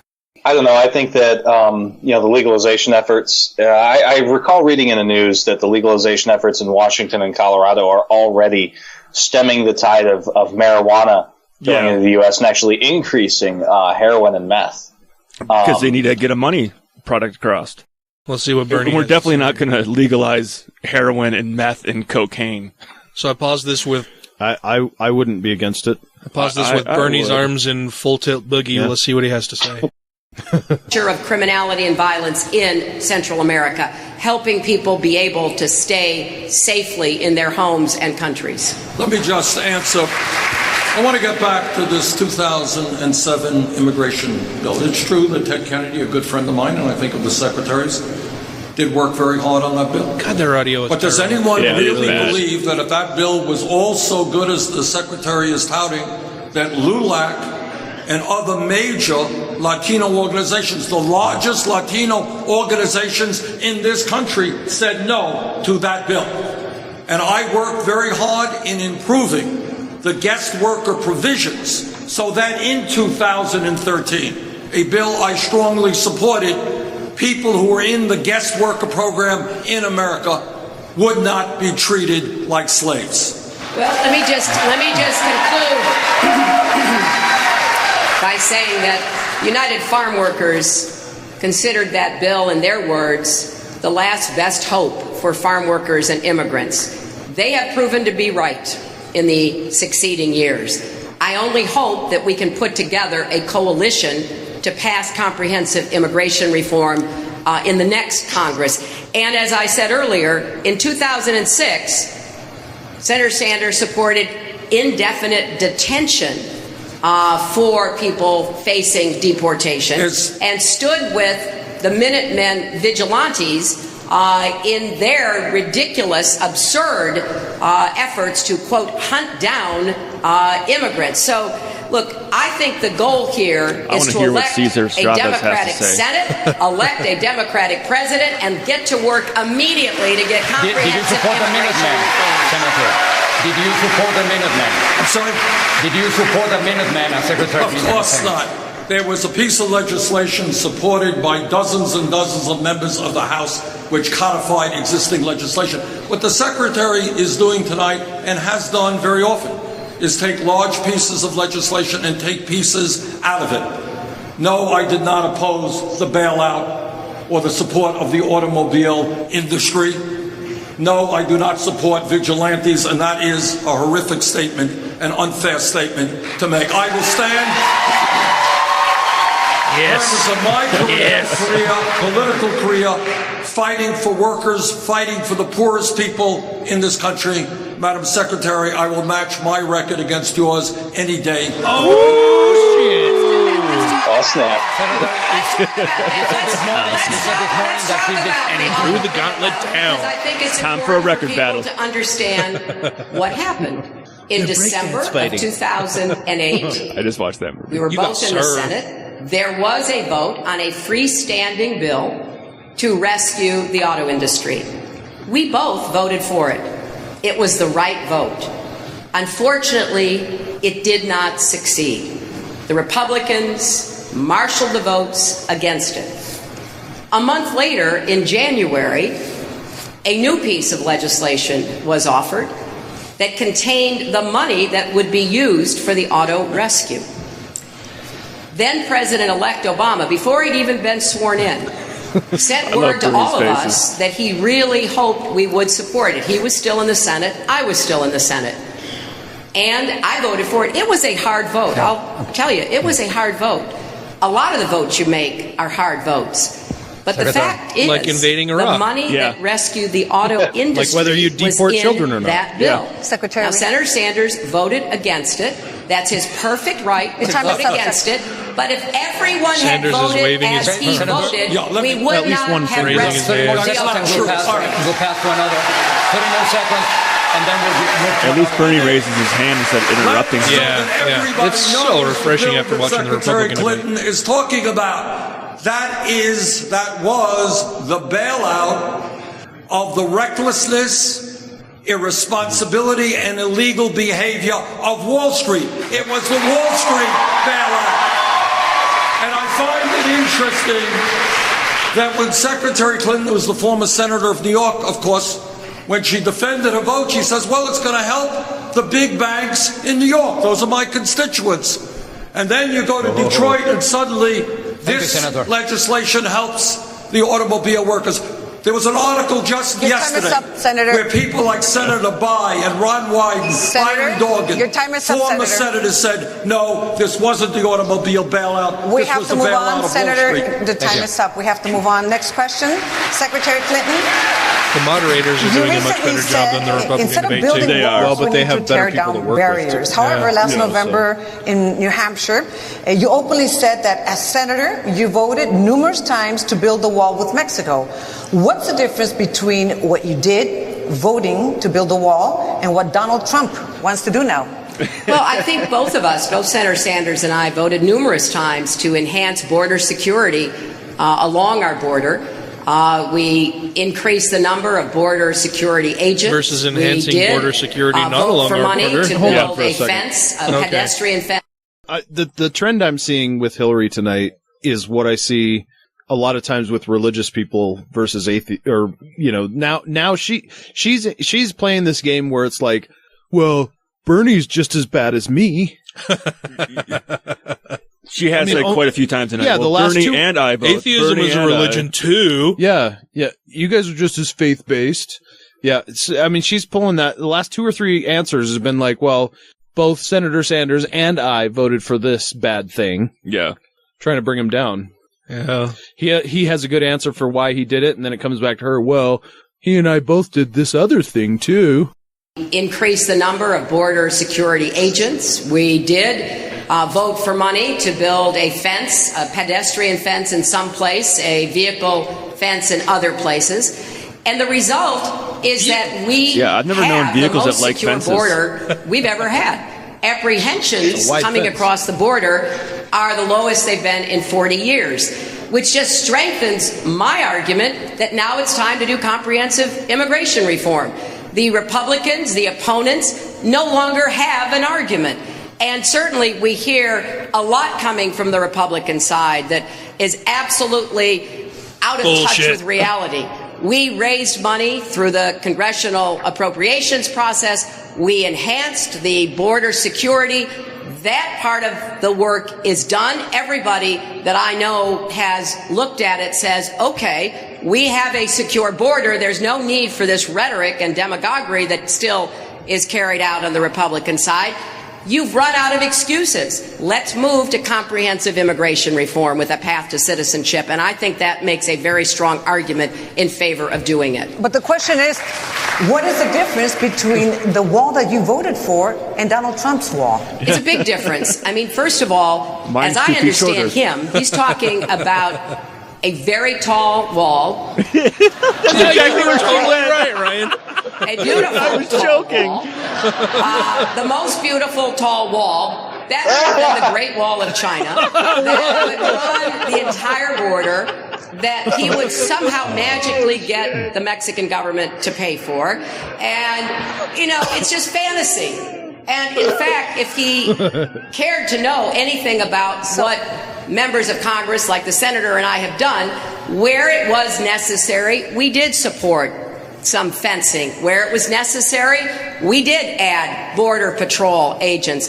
We have done what by any fair estimate would have to conclude is a good job, quote, securing the border. So let's get about the business of comprehensive immigration reform. Let me just Senator. She still didn't really answer the question, though. Yeah, but she never does. It's so easy to answer, too. All she has to say is, oh, they're running drugs up I-15. We needed to make vehicle barriers. Yeah. Done. Yeah, right. Yeah, exactly. Like, Trump wants to make this absurd law to keep out people. We want to keep out drug cartels. Yeah. Done. Next question. Mm-hmm. Yeah, and it's not gonna span the entire length of the border. Right. The difference is mine was very specific, targeting illegal activity that neither country wants, and his is indiscriminate and making sure nobody gets across. The Great Wall of America. That'd probably be called the Great Wall of Trump. The Secretary and I mostly, I think, agree on this issue. Look, in this country, immigration reform is a very hot debate. It's divided the country. But I would hope very much that as we have that debate, we do not, as Donald Trump and others have done, resort to racism and xenophobia and bigotry. Hear, hear.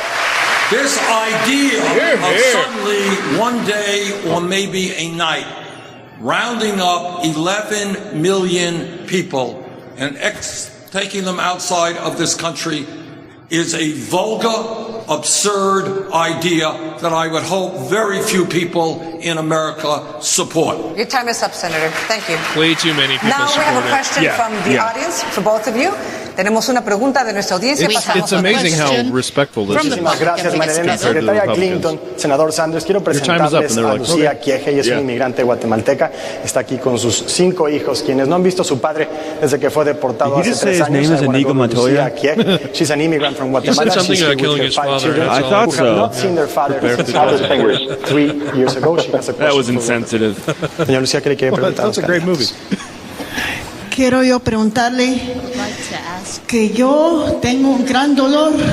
Yo y We mis cannot hijos, hear the translator. No. Yeah. porque el padre de mis hijos fue deportado This sin audio is tener terrible. It licencia. is. It sucks. Por no tener licencia.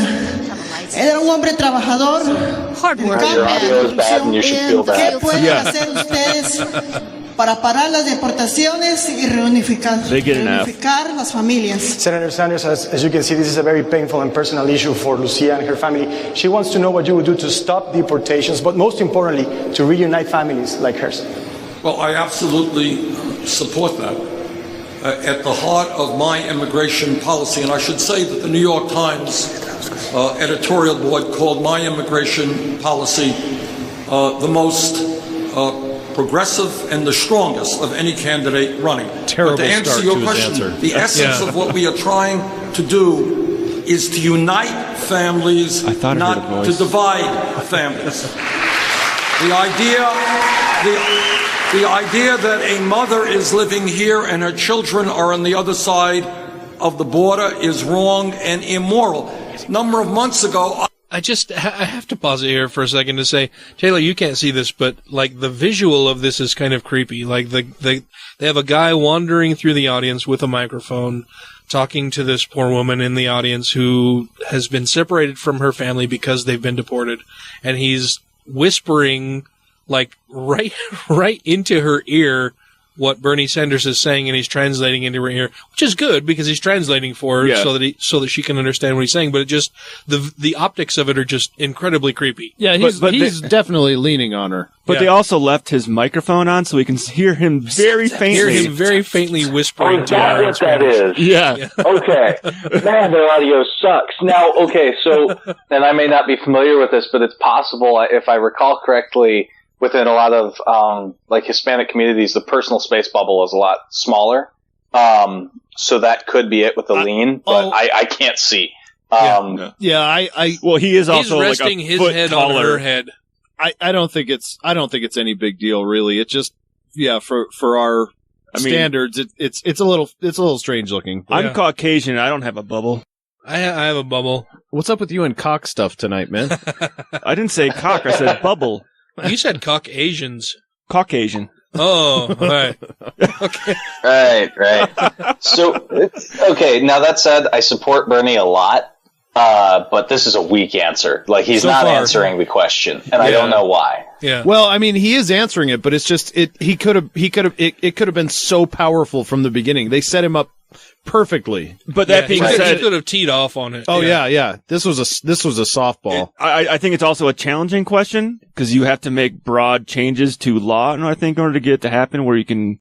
No. I mean, but you don't really. I mean, if you want to be a politician, you can just say, my goal. Start it with that, and then you're done. My goal is to make sure that no families are separated. My goal is to make sure that all the laws conform with keeping families together in the country in which they live. My goal is to make sure that the laws abide by the principles that I'm talking about when I'm president. I have every intention of making this happen. Well, I think the issue here is where part of the family is in. You should run for president. No. Part of the family is in Mexico. No, I should not. And part of the family is in the U.S. And the big thing is, how do I get the family from Mexico back to the U.S. when they've already been deported? Right, when they've been deported already. Yeah, no, I understand. That's where I think the legality of it's a lot more difficult. Yeah. Yes, but you don't have to answer that tonight. No. He's just saying, what do you think about this? This is bullshit. Yeah. And all you have to say is, this is total bullshit. And then just give a couple sentences on why you're on the side of the person who's saying this. No, this is a Democratic debate, so they don't say bullshit on there. They're a lot nicer. But I mean, even then, all he has to do is say, okay, what we're going to do is if you haven't broken any laws, we're going to expedite the green card process. And if you have a green card and your family has been deported because of the situation that you're in, we're going to expedite their process to come in as a family member. Sure. Period. Done. Next question. Considering they have a place to go to and stay and family in the country, it's like, okay, you already got a place to go. Cool. Yeah, exactly. You're at the front of the list. So earlier I told the Polish joke, right? Like my last name is Grin. My last name is Grin because my Polish ancestors tried to say that their last name was Green because back in that time period you had to have someone already in the U.S. Stupid Polacks can't even say come green. In. Yeah, so they would say that they were part of the Green family. Yeah, that's why I have my last name. Because they couldn't pronounce it right. And that's still a thing in the immigration process is if there's somebody already here, it should be expedited. I mean, this is like an extremely, softball question for him to answer. That's an interesting point, Greensky. And but I think it's relevant too. Yeah. So I don't know. Like that one frustrated me because he has a clear path to be able to say, here's how green cards work. Here's how we will expedite that process within the laws that already exist now. I in the executive office, I have the discretion to say, stop this. Yep. I don't know. I think so too. I think he spent 3 sentences saying, some watered down version of what he really should have been saying because they set him up for his opinion and he's really strong in this. So he should have really just hit a home run here. Yeah. Yeah. It was a very Clinton-esque answer, actually. Yeah. Hopefully he finishes it strong like she does.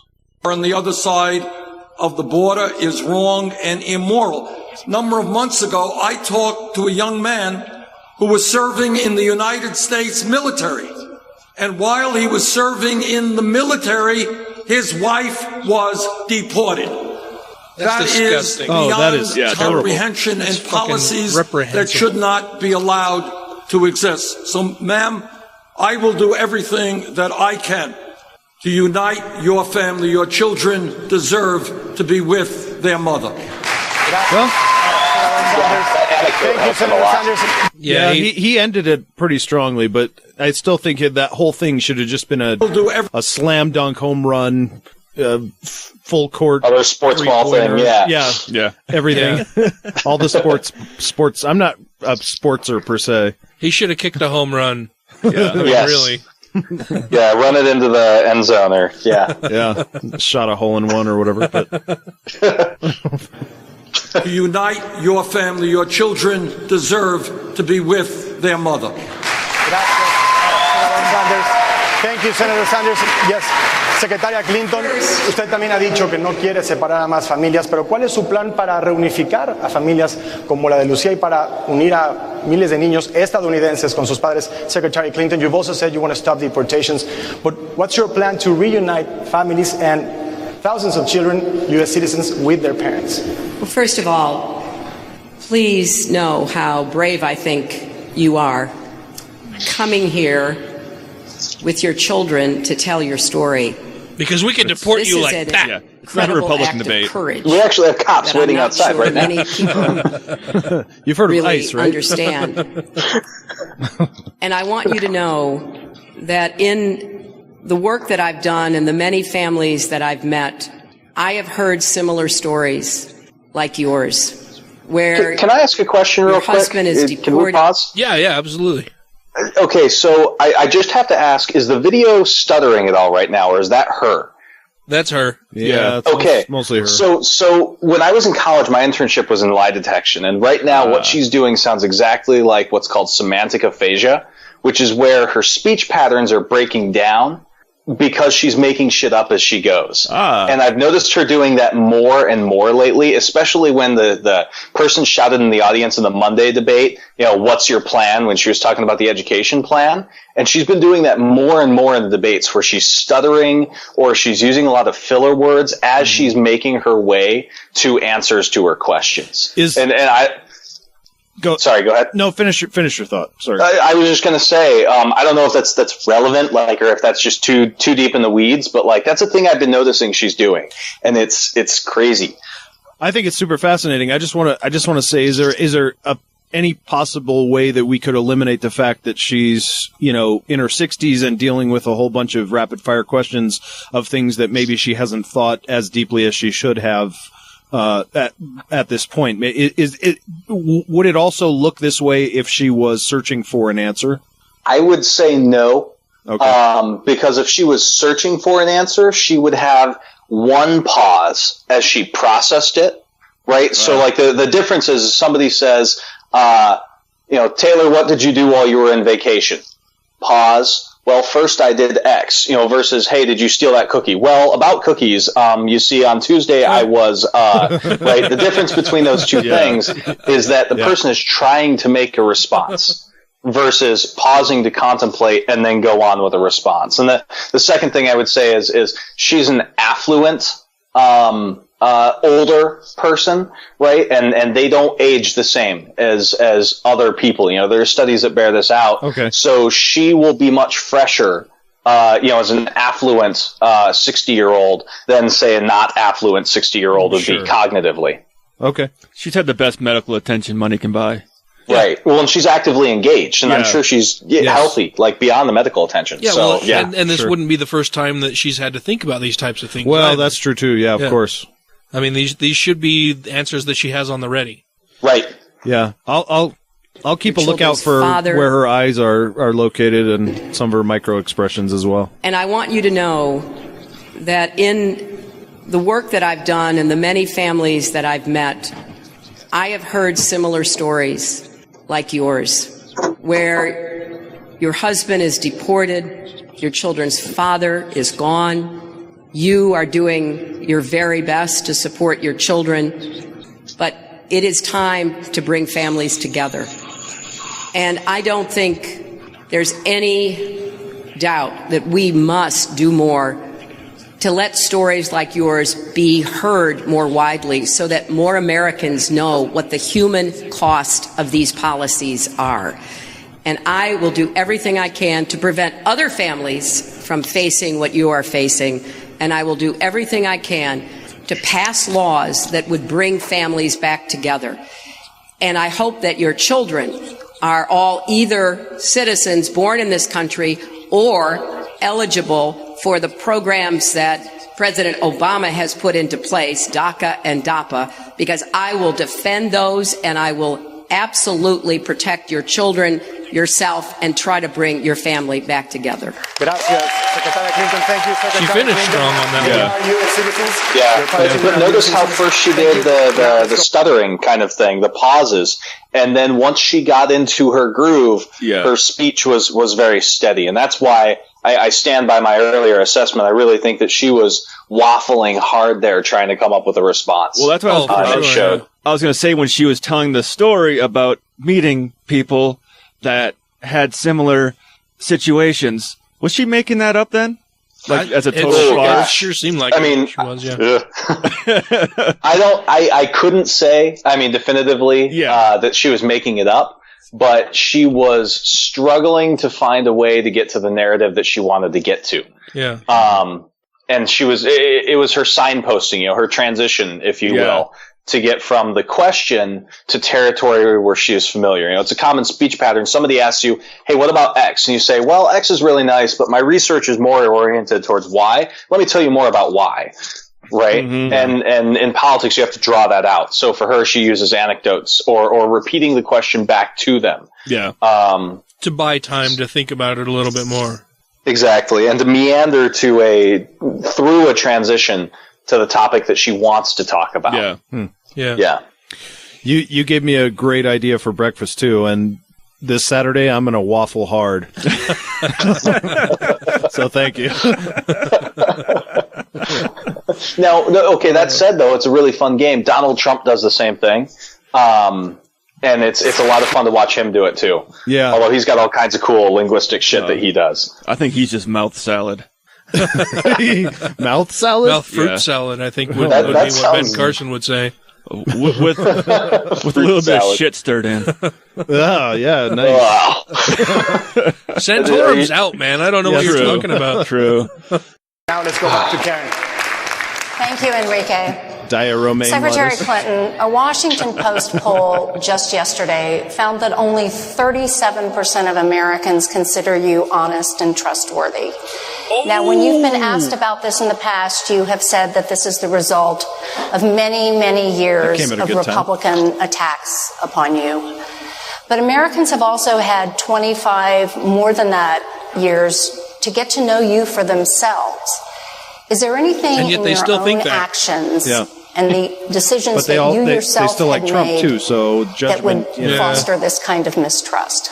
Well, first, Karen, obviously it's painful for me to hear that. And I do take responsibility when you're in public life, even if you believe that it's not an opinion that you think is fair or founded, you do have to take responsibility, and I do. And I also have, very much committed to the best of my ability, my energies and efforts to helping people. That's something that I care deeply about, and I will continue to do that, to demonstrate by my past actions and my present levels of commitment and plans that people can count on me. That is certainly what happened to me in New York, where people got to know me, they saw me in action, and they did. Look, I have said before, and it won't surprise anybody to hear me say it, this is not easy for me. It's not easy to do what I think is right, to help people, to even the odds, to hear a story like the woman's story we just heard, and to know that I can make a difference, and I want to in every way possible. All right, she's got me lost. I am not a natural politician, in case you haven't noticed, like my husband, President Obama. So I have a view that I just have to do the best I can, get the results I can, make a difference in people's lives, and hope that people see that I'm fighting for them and that I can improve conditions economically and other ways that will benefit them and their families. Thank you. Thank you. She keeps referring to Obama like they're best bros. Senator Sanders. You have demanded that Secretary Clinton release the transcripts of her paid Wall Street speeches. Again. Why is this important? Do you have reason to believe that she says one thing in private and another in public? If it wasn't important, why wouldn't she release them? Yeah. What I have said is that when you get, I believe it is $225,000 for giving a speech, and she gave several speeches to Goldman Sachs, one of the Wall Street financial institutions whose greed and illegal behavior helped destroy our economy a number of years ago. When you get paid $225,000, that means that that speech must have been an extraordinarily wonderful speech. Oh, wow. So does this mean I love it when he does that. You would not think she would have to disclose? I would think that a speech so great that you got paid so much money for, you would like to share She's it smiling. with the American people. So I think she should. Hillary's going to need some burn cream from that. Oh, that's amazing. So you're saying it's the Secretary said, well, she will do it if other people do it. I will do it. I didn't give any speeches. There is no transcript. But my question was, do you think she's saying one thing in these speeches and another in public? Say, I don't know. That is exactly what releasing the transcripts will tell us. This exactly. This I do know. There is a reason why Wall Street has provided $15 million just in the last reporting period to the Secretary's super PAC. Now, the Secretary says it doesn't influence her. Well, that's what every politician says. Yeah, of course. Who gets money from special interest. The question that the American people have to determine, you could say that Wall Street is greedy, they're fraudulent, but they're not dumb. Thank you, Senator. Why are they making those kind of large contributions? Thank you. Your time is up. Well, let me respond, as I have numerous times during this campaign. I have a public record, and you can go look it up. I went to Wall Street before the Great Recession and basically called them out, said that their behavior was putting our economy at risk, called for a moratorium on foreclosures. Stop it. Yeah, I went to the Orlando area during the 08 campaign to make the same case. Yeah, and then she also said basically told them who had been defrauded by mortgages, these subprime mortgages that put them and their homes at risk. Thank you, Secretary Clinton. I called for those changes. I have been on the record, and now I do have the toughest, most comprehensive plan to go after Wall Street, not just the big banks, all the other financial interests that pose a threat to our economy. And I have said no bank is too big to fail, and no executive is too powerful to jail, and I will use the powers that have now been passed by the Congress, by President Obama, who, incidentally, took a lot of money from Wall Street, which didn't stop him from signing into law the toughest regulations on the financial industry since the Great Depression.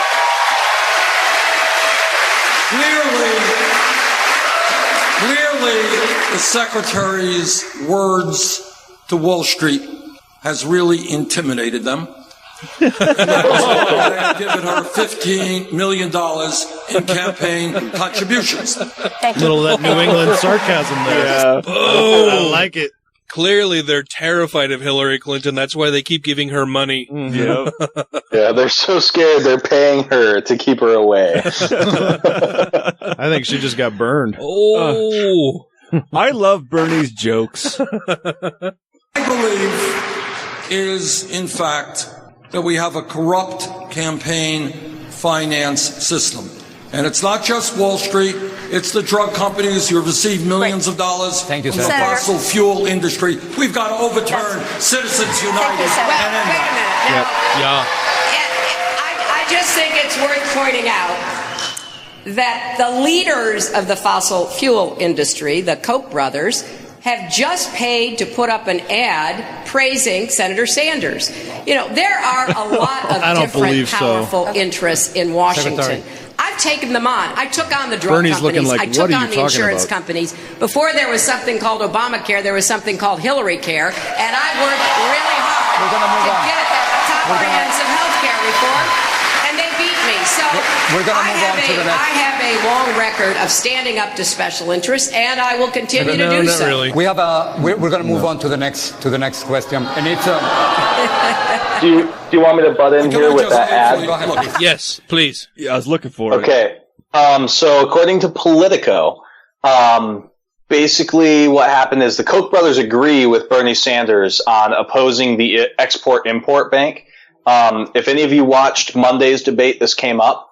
For listeners who may not have, the Export-Import Bank is a federal fund, kind of like the Fed, and what it does is it provides credit for businesses who are dealing trade outside of the U.S., right? And in the debate on Monday, Hillary and Bernie had at it because Bernie opposes the Import-Export Bank while Hillary supports it. Hillary was trying to make the point that lots of small businesses use it, whereas Bernie was saying that something like 40% of its overall use is Boeing, the airplane company alone, right? And so he was saying that it's basically a big handout to corporate interests, right? Whereas Hillary's trying to defend it as a small business thing.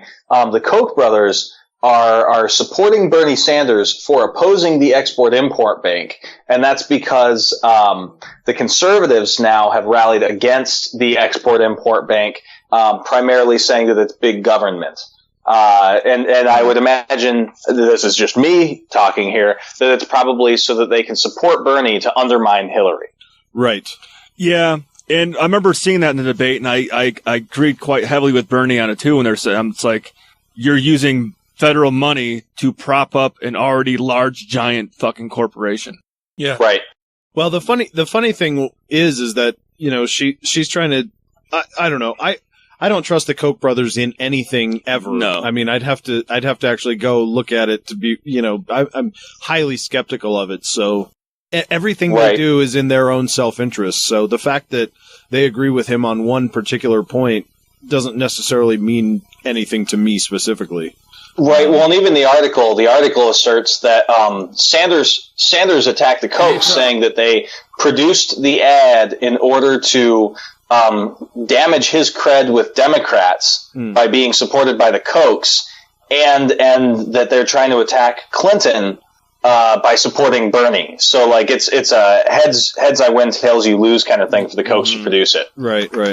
Interesting. But I'll send that article to your Facebook group, so all of you get the message. Thank you. Yep. Go ahead. You have 30 seconds, Senator. There is nobody in the United States Congress who has taken on the Koch brothers, who want to destroy Social Security, Medicare, Medicaid, and virtually every federal program passed since the 1930s, more than Bernie Sanders. And I am proud that the gentleman who is head of Goldman Sachs, now he didn't give me $225,000 for speaking fees. He said I was dangerous, and he's right. I am dangerous. That was a great turnaround. that was a strong one for him. Yeah, it was. Senator Sanders, that the Koch brothers, as you said, are sensible with how they use their money, and I agree with you. They stand for things that I find abhorrent, that would be bad for our country, bad for our future. But they did just put up a little video praising you for being the only Democrat who stood with the Republicans to try to eliminate the Export-Import Bank, which has helped hundreds and hundreds of companies here in Florida be able to export their goods and employ more Floridians. So, from my perspective, you sided with the Koch brothers. Let me respond. The Export-Import Bank is often called the Bank of Boeing because Boeing Corporation gets 40% of the revenue. It is corporate welfare, and yes, I oppose corporate welfare. Okay, next. Well, now I feel redundant. No, that was a great point. Continue with the issue of trust. Secretary Clinton, on the night of the attacks in Benghazi, you sent an email to your daughter Chelsea saying Benghazi was responsible for the killing of the Americans. Yeah, I don't even want to hear about this. Really. Some of the families claim that you lied to them. Here's Pat Smith, the mother information officer. chance me. Let's listen. Hillary and Obama and Panetta and Biden and all of Susan Rice all told me it was a video when they knew it was not the video. And they said that they would call me and let me know what the outcome was. Secretary Clinton, did you lie to them? You know, look, I feel a great deal of sympathy for the families of the 4 brave Americans that we lost at Benghazi. And I certainly can't even imagine the grief that she has for losing her son. But she's wrong. She's absolutely wrong. I and everybody in the administration, all the people she named, the president, the vice president, Susan Rice, we were scrambling to get information that was changing literally by the hour. And when we had information, we made it public, but then sometimes we had to go back and say we have new information that contradicts it. So I testified for 11 hours. Anybody who watched that and listened to it knows that I answered every question that I was asked, and when it was over, the Republicans had to admit they didn't learn anything. Why? Because there had already been 1 independent investigation. There had been 7 or 8 congressional investigations, mostly led by Republicans, who all reached the same conclusions, that there were lessons to be learned. And this is not the first time we lost Americans in a terrorist attack. We lost 3,000 people on 9/11. We lost Americans serving in embassies in Tanzania and Kenya when my husband was president. We lost over 250 Americans, both military and civilian, when Ronald Reagan was president in Beirut. And at no other time of those tragedies were they politicized. Instead, people said, let's learn the lesson. No, Republicans have tried to politicize those before. But what they are saying is that I hear a lot of Hillary supporters in there. Yeah, 9/11 would have been politicized if George Bush didn't do it himself. You told your daughter Chelsea one thing and a different thing to them. Well, but Jorge, that makes my point. At the time I emailed with my daughter, a terrorist group had taken credit for the attacks on our facility in Benghazi. Within 16, 18 hours, they rescinded taking credit. They did it all on social media. And the video did play a role. We have captured one of the lead terrorists, and he admits it was both a terrorist attack and it was influenced by the video. This was fog of war. This was complicated. The most effective, comprehensive reports and studies demonstrate that. And look, as I said in the beginning, I deeply regret that we lost 4 Americans. And I, of course, sympathize with members of the families who are still, very much grieving. And I wish that there could be an easy answer at the time, but we learned a lot, and the intelligence kept improving, and we learned enough to say what we think happened at Benghazi. You have 30 seconds, Senator. Well, I'm not going to comment on the Benghazi tragedy, but I will say this. A series of articles in the New York Times talked about Secretary Clinton's role in urging the administration to go forward with regime change, getting rid of Gaddafi in Libya. Gaddafi was a brutal dictator, there's no question. But one of the differences between the Secretary and I is I'm not quite so aggressive with regard to regime change. I voted against the war in Iraq because I had a fear of what would happen the day after. Secretary Clinton talks about Henry Kissinger winning the praise of Henry Kissinger. I don't want Henry Kissinger's praise at all. We're gonna take a break. Taking a break. Vámonos a una pausa comercial y continuamos con temas que le interesan a los hispanos, como quién paga por la educación y qué hacer con la deuda de los estudiantes. With the student debt, 2 topics that we will deal in a moment. They really need to iron out their audio issues before they go on air. Yeah, they do. All right, I'm going to pause it here, and we will be back on the other side. The next rant will start right after this. I'm Dustin. And I'm Wesley. We host the Atheist Nomads podcast. We're godless geeks who take a skeptical look at politics, religion, science, technology, and history.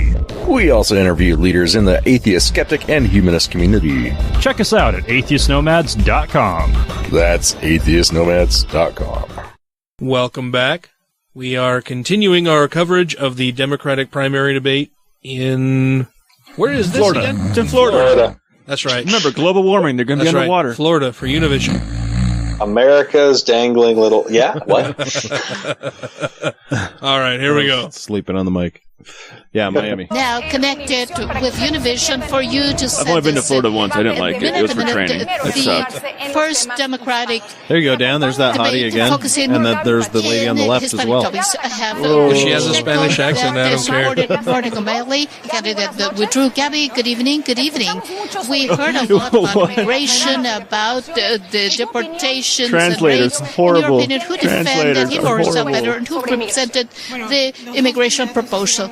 The two candidates did a good action of so it's talking, one translator for two people. But what this is confusing. concerned me a bit is that we have seen the plan of Senator Bernie Sanders, but we have not seen a plan in writing from Secretary Hillary Clinton. So we want to see what she says, if it is important. Now, children, this is what happens if you don't get hired onto the State Department. We have seen two different candidates as immigration is concerned, and we see that they're moving towards the community needs to not only immigration reform, but the rates have to stop. Families that we have seen that are suffering, they have to be reunited. We heard a very emotional testimony of a mother that was brave enough to come here with her 5 children. How did you feel when you heard I wonder if the translator is just saying whatever she wants. That if the candidates had empathy with this story, I believe that this was the saddest moment that we had here at the debate. She should at least make 2 different voices. Her children separated from her husband, and those children she isn't suffering because they do not have their father. And this is what we see that is happening, that Republicans are doing by not approving a migratory reform, but also President Obama. So we need that. We need not only words, but plans as well. And we need, as a community... This is like that robot chicken where the guy's mistranslating the other guy in the cantina. The Democratic debate continues with Jorge Ramos and Maria Elena Salitas. We continue with the debate now. Senator Sanders, you called your opponent Hillary Clinton an establishment politician. You yourself are a career politician. Why should voters prefer a career politician over an establishment politician? Well, you got to look at what the career is about. Yep. And this is a career that has stood up to every special interest in this country. I don't take money from Wall Street. I demand that we break up the large financial institutions. I don't take money from the pharmaceutical industry because I believe they are ripping off the American people and charging us the highest prices in the world for prescription drugs. I don't take money from the fossil fuel industry because they are destroying this planet through their emissions of carbon and creating the terrible climate change that we are seeing. So I think it is true that I have served in Congress for many years. But if you check my record, it is a record of strength for the environment, for workers, for seniors. Unlike the Secretary, I believe we should expand civil rights issues. Social Security benefits. And equality for all, not just for veterans, based on the color of your skin, your Republicans sexual helping to preference craft also. The most significant veterans health care bill passed in many decades. So I think the point is, look at the record, and it's a record that I am proud of.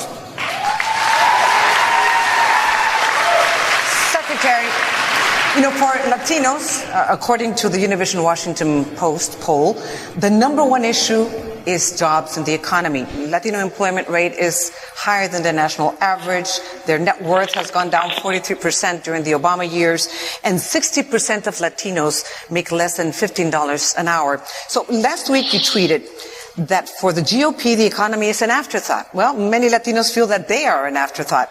Do you understand what the specific needs of Latinos are to improve their living conditions? She doesn't understand what the basic Americans' needs all are. Americans need, and that is more jobs with rising incomes. It's something that I have worked on for many years, It's why I've laid down the only really comprehensive plan about how to create more good jobs.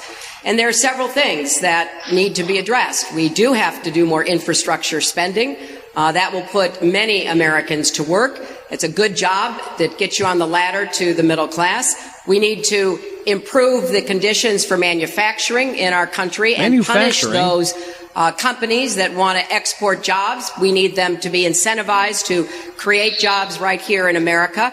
We also do have to combat climate change, and no state has more at stake in that than Florida. And the best way to do that is not only enforcing the laws we have, but also the Clean Power Plan that President Obama has put forth that I support, and the Paris Agreement that I think was a huge step forward in the world that Senator Sanders said was too weak, but I helped to lay the groundwork for that. But we need more clean energy jobs. I helped to lay the groundwork for a plan that was too weak. And we have to do more to help small businesses. You know, the fastest growing segment of small businesses are minority and women-owned small businesses, and we need to help businesses get started.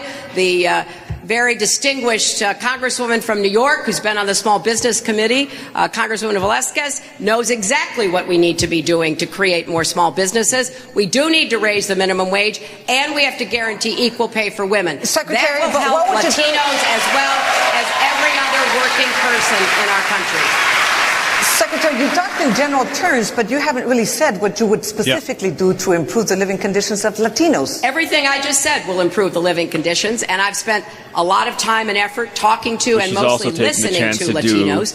Jobs not focus on Latinos, but try to focus on everyone, which is not what she wants her to do right now. Close behind is education. Right. Every child deserves a good teacher in a good school, regardless of the zip code that they live in. Following behind that is health care, and how important it is to continue to build on the Affordable Care Act and provide access to health care.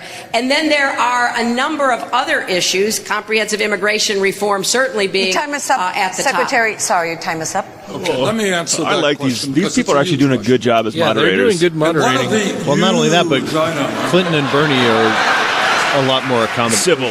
Yeah, exactly right. Sure. One of the points. What did he just say? A number of other issues. I thought I heard him say vagina, but I think I misheard that. I think you did too. Secretary, sorry, your time is up. Okay, let me answer that question because it's a huge question. Huge. And one of the really huge, I know. No, he said one huge, of the points I that I've know. been making, and media does not seem to pick up on it, is that we have a real crisis, not only with real unemployment in America being close to 10%, but youth unemployment in this country. If you look at Latino kids between 17 and 20 who graduated high school, 36% of them are unemployed or underemployed. Time is up. Oh, wait a minute. Can I have Go ahead. A little bit of time here, please. Yeah, no shit. American kids that was are quick. unemployed or underemployed to the tune of 51%. At least he asked. Yeah. That's why I co-sponsored legislation to put $5 billion into a jobs program to put our kids to work, because I would rather invest in education than jobs, than jails and incarceration. Yes, I like that. That's a good plan. To raise the minimum noble wage effort. to $15 an hour. The United States has got to join the rest of the industrialized world in guaranteeing health care to all people as a right. We need to rebuild our crumbling infrastructure, and when we do that under my plan, we create 13 million decent-paying jobs. Thank you, Senator. We have a question on education. Senator, I'll continue with you. You propose free college tuition for every No, I did not propose free college tuition. I proposed free tuition at public colleges and universities. There you go. Yes, I did. So Let me clear that shit up right now. Potentially, millions of students who can actually afford college would be getting federal subsidies. Is that right? No, look, this is what I believe, Jorge. This is the year 2016. Correct. 50 years ago, a high school degree got you a good job in the economy. Today, in many respects, a college degree is the equivalent of a high school degree. Oh, of course. We have got to go beyond first grade to 12th grade when we talk about public education. So I do believe we should make public colleges and universities tuition free. Sure. And I don't believe we should punish millions of young and not so young people with outrageous levels of student debt. Because my question was, if you think, for instance, if Donald Trump's grandchildren or Hillary Clinton's grandchildren, should they be able to go to college for free? Yeah, for free? Why not? Absolutely. If they go to a public school, I don't think they will. But Donald Trump's kids could go to public school right now. I think Secretary Clinton is talking about making community colleges free. They can go to those things. The point is, we're going to get to Donald Trump by raising the taxes on the top 1% there you go. and on millionaires and billionaires. Yep. But all of our people, in my view, regardless of income, should have a right to get a higher education. I want children in the 3rd grade to know that if they study hard, no matter what the income of their families. My family didn't have any income. My parents didn't go to college. They didn't have good income. I want every kid to know if you do your schoolwork, study hard, yes, you will be able to get a college education.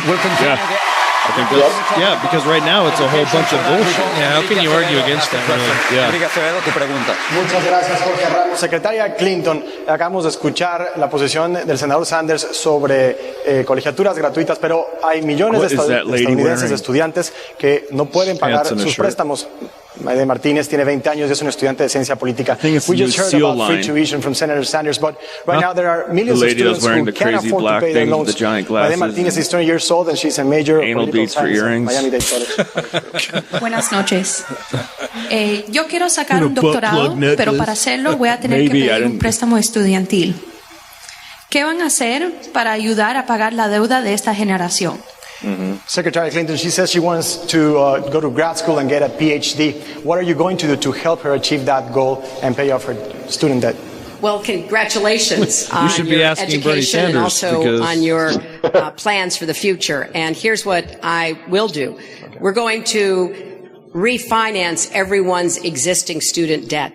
40 million Americans have student debt. And right now, I go around asking people at my events if they know what their interest rate is. And he's not translating for her. The interest rates literally go from like 8 to 14%. It's outrageous that at a time when interest rates have been historically low, but what is she saying? People borrowing money to invest in their education are paying some of the highest interest rates around. No shit. And you can refinance your house to get a lower interest rate. You can refinance your car. Corporations can refinance their debt. Under my plan, you will be able to also lower your debt, move into a program to pay it back as a percentage of your income. Oh, good. And more than that, my plan for debt-free tuition at public and colleges and universities will eventually eliminate any student debt. But for people who have it, I'm going to put a date certain that after a certain number of years, you no longer have to pay anything. Yeah, but you'll be able to refinance your life to pay for it. Yeah, so that's good. Money to young people and to also, get their education. Her college compact is some kind of bullshit where she covered this in the previous debate. Is that a she technical wants term? College students to work like 20, 30 hours a week on like public programs to go to school. Right. As though they don't already need to have jobs to stay alive. As if when they they're had going that time to school. available. To pay for books, to pay for room and lodge, to pay for food. Right, and then time to actually study while they're in the program. Which is the exact same problem that millennials have with internships, which is the rich can afford to have an unpaid internship, which becomes basically the entry-level job, whereas the poor have to take on a shit job, until they can get a good job, and that permanently lowers what they can negotiate for in salary. It's the same philosophy. Internships is a whole nother argument. I think it's a whole bunch of bullshit, needs to go away, and it's fucking ridiculous that anyone gets free labor out of people who have degrees for all the actual work they're doing. She's advocating for students to have between a 20 and 30-hour job on top of a full-time course load that basically equates to at least 40 hours of work per week. So she wants people to work 60 to 70 hours per week. No, but more, because they have the 20 to 30-hour job to support themselves, to eat, pay for books, pay for classes, while they have the full course load. She wants them to have another one, right? Yeah. Well, and not only that, but notice how she was talking about public colleges and universities didn't cover a grad school program, which is what this woman specifically was asking Clinton about. Yeah. 'Tis true. Bullshit. Karen Yeah. Karen, let's go back to you. I think that what Secretary Clinton just said is absolutely right. I think I said it many months before she said it, but thanks for copying a very good idea. I think he's agreeing on the debt, the amount of the interest rates. Criticized a lot for thinking big, and that's for believing that we could do great things as a nation. One of the things we should not be doing, obviously, is punishing people for doing what we want them to do, and that is to get an education. Yeah, it's ridiculous. But here is the point. My program, making public colleges and universities tuition-free, allowing people with debt to refinance at the lowest possible interest rates, is a fairly expensive proposal. It's about $70 billion a year. Do you know how I'm going to pay for it? I'm going to pay for it by imposing a tax on Wall Street speculation. I wish he would say illegal. I wish he would say tax the churches. Was one of those who voted to bail out Wall Street. It'd be now easy I then. think it's time for Wall Street to help the working families of this country. Yeah. Well, so I'm going to respond to that because I think this is a very important issue. And by the way, everybody who, quote, got money in the, quote, bailout that also included money for the auto rescue has paid it back. So the Treasury was nothing. Now that will no longer happen because we have Dodd-Frank, and we will break up banks that pose a systemic threat to our economy. But let me say this.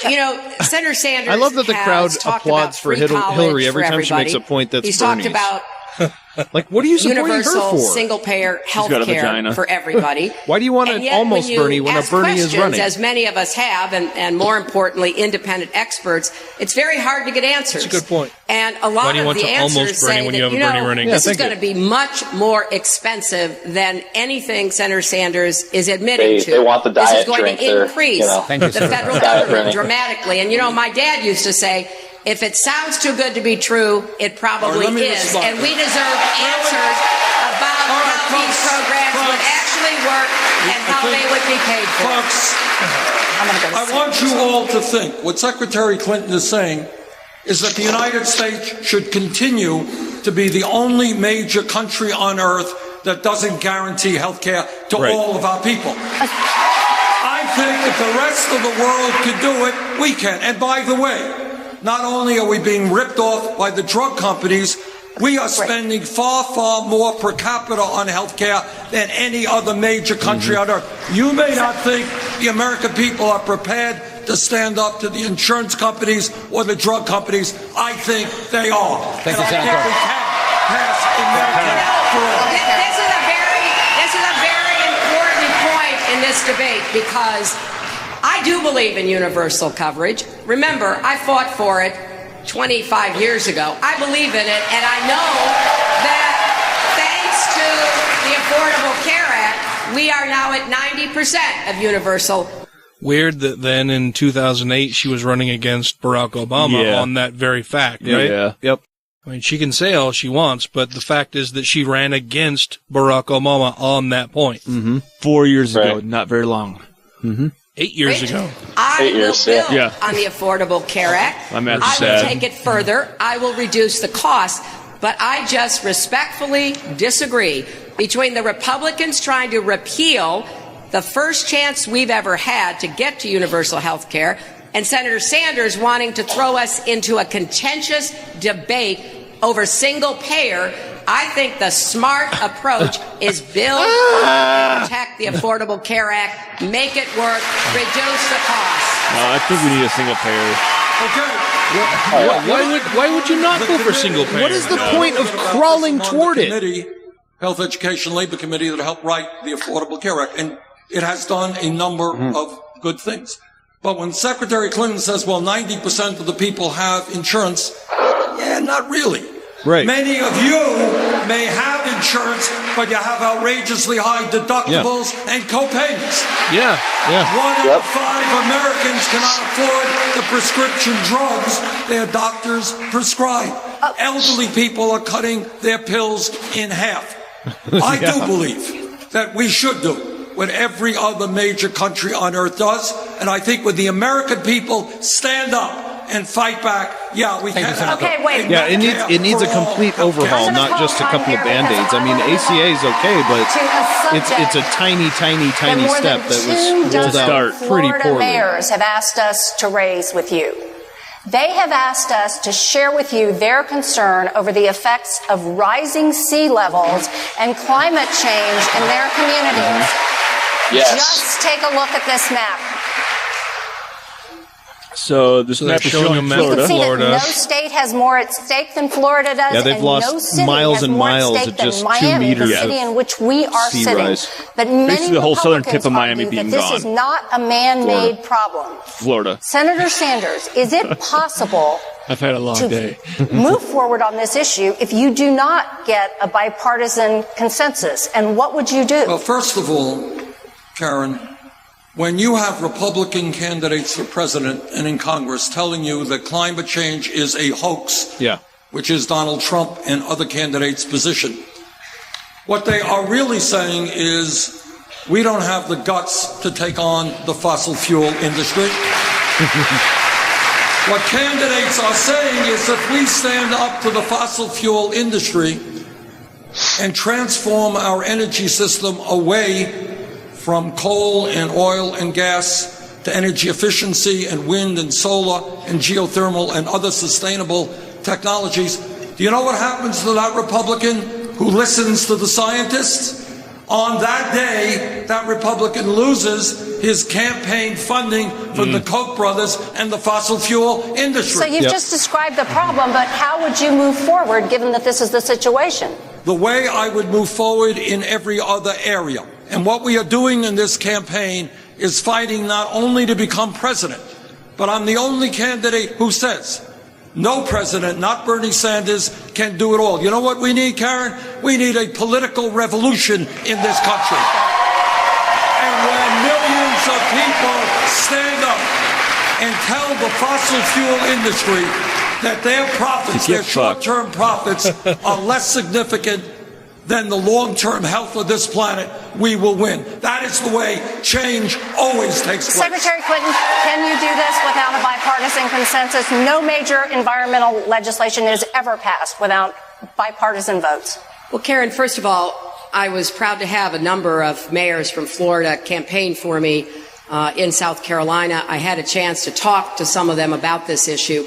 It is a really serious one, and there isn't much time left to do several things that I will move quickly to do. You can see already what's happening in Miami, particularly Miami Beach, with tides rising. So we do have to invest in resilience and mitigation while we are trying to cut emissions and make up for the fact that this is clearly man-made and man-aggravated. And there are certain things that the president has done through executive action that I will absolutely support. All the Republicans say they will, if they're elected, heaven forbid, repeal all of those executive actions. I will maintain them and act on them.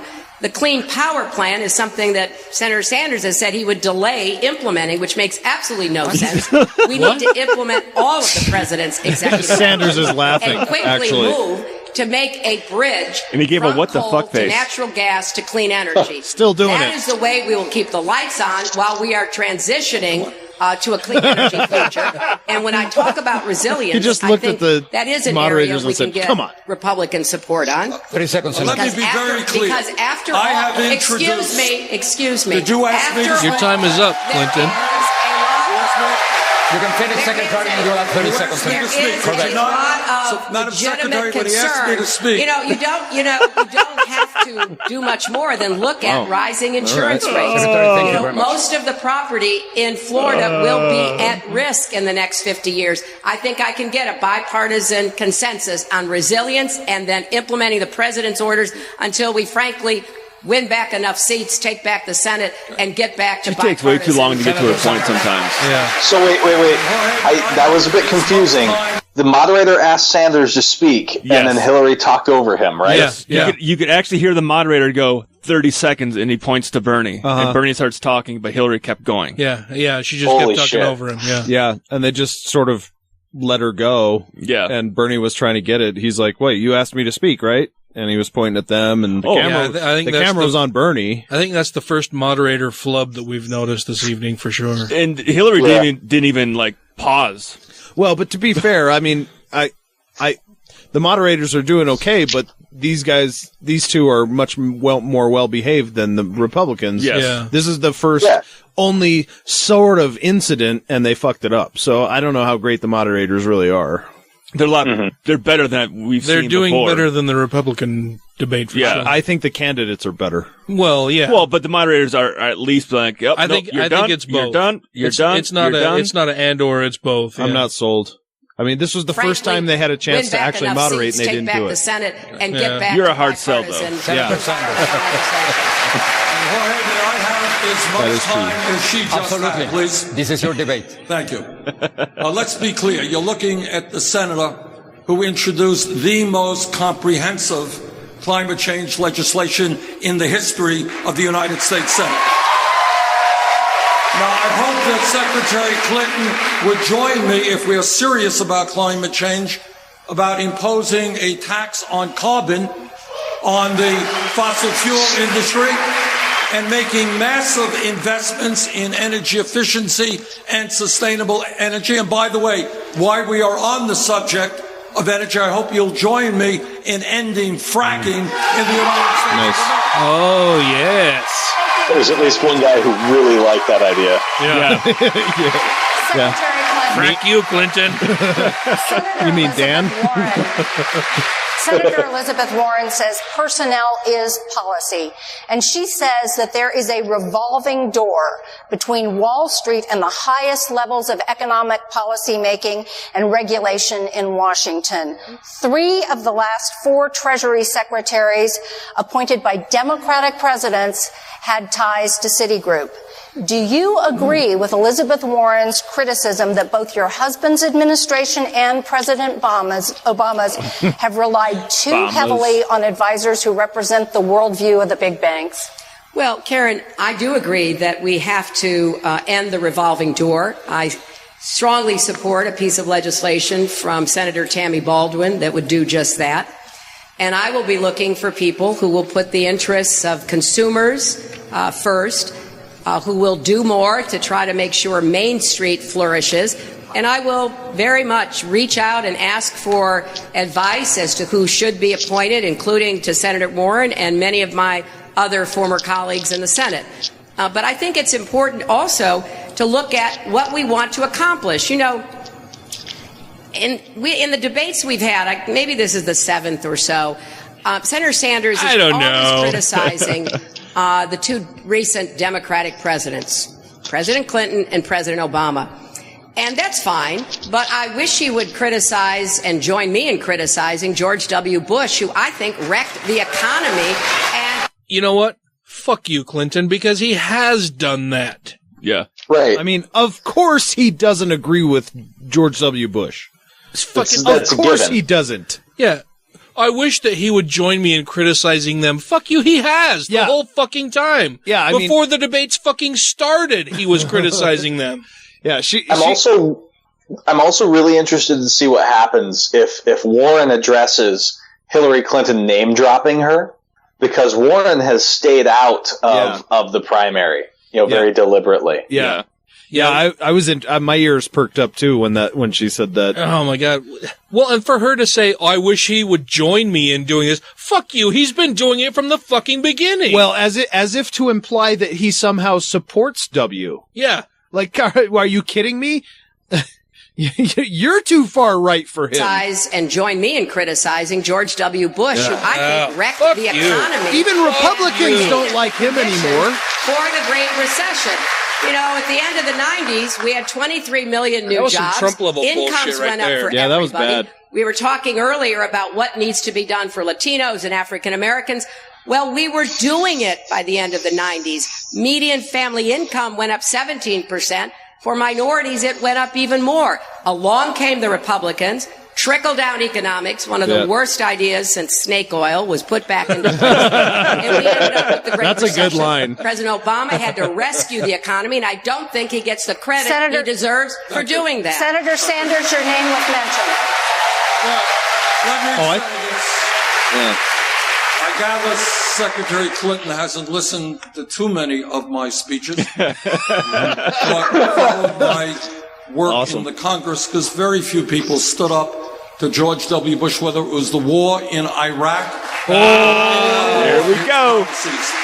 Now, when we talk about the policies of the 1990s, I worked closely and supported President Clinton, and obviously I have worked very closely in supporting President Obama, who has taken our economy a very long way from where Bush left us. But when you go back to the 1990s, let's remember, that's when Wall Street deregulation took place. Yeah, that's right. That's when disastrous trade policies took place. Yeah, that's right. So yes, good things happened, but some dangerous mistakes NAFTA, were made I think, is that what he's laid talking the about for groundwork trade. for some of the problems we're having with a disappearing middle class. Thank you, today. Senator. Thank you. We're going to take a break. Exactly and so. When we come back, we'll talk about Latin America. A very strong comeback from Sanders. Take a break, and when we come back, we'll talk about Latin America. So they're going to come back and talk about Latin America? Isn't that what this whole debate's been about? We're heading into the final round.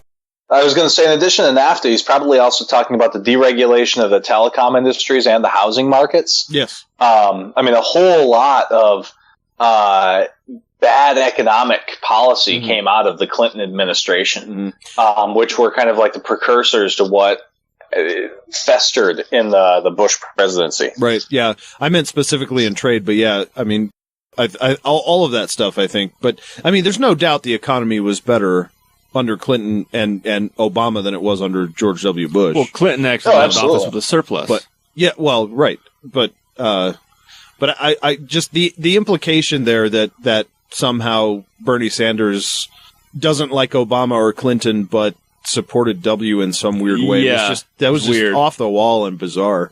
Yeah, I mean, there's no way. I mean, even knowing just minimal information about both candidates, Clinton and Sanders, I don't think anybody would assume that Sanders likes W. Yeah, I call shenanigans. Yeah, me too. Yeah.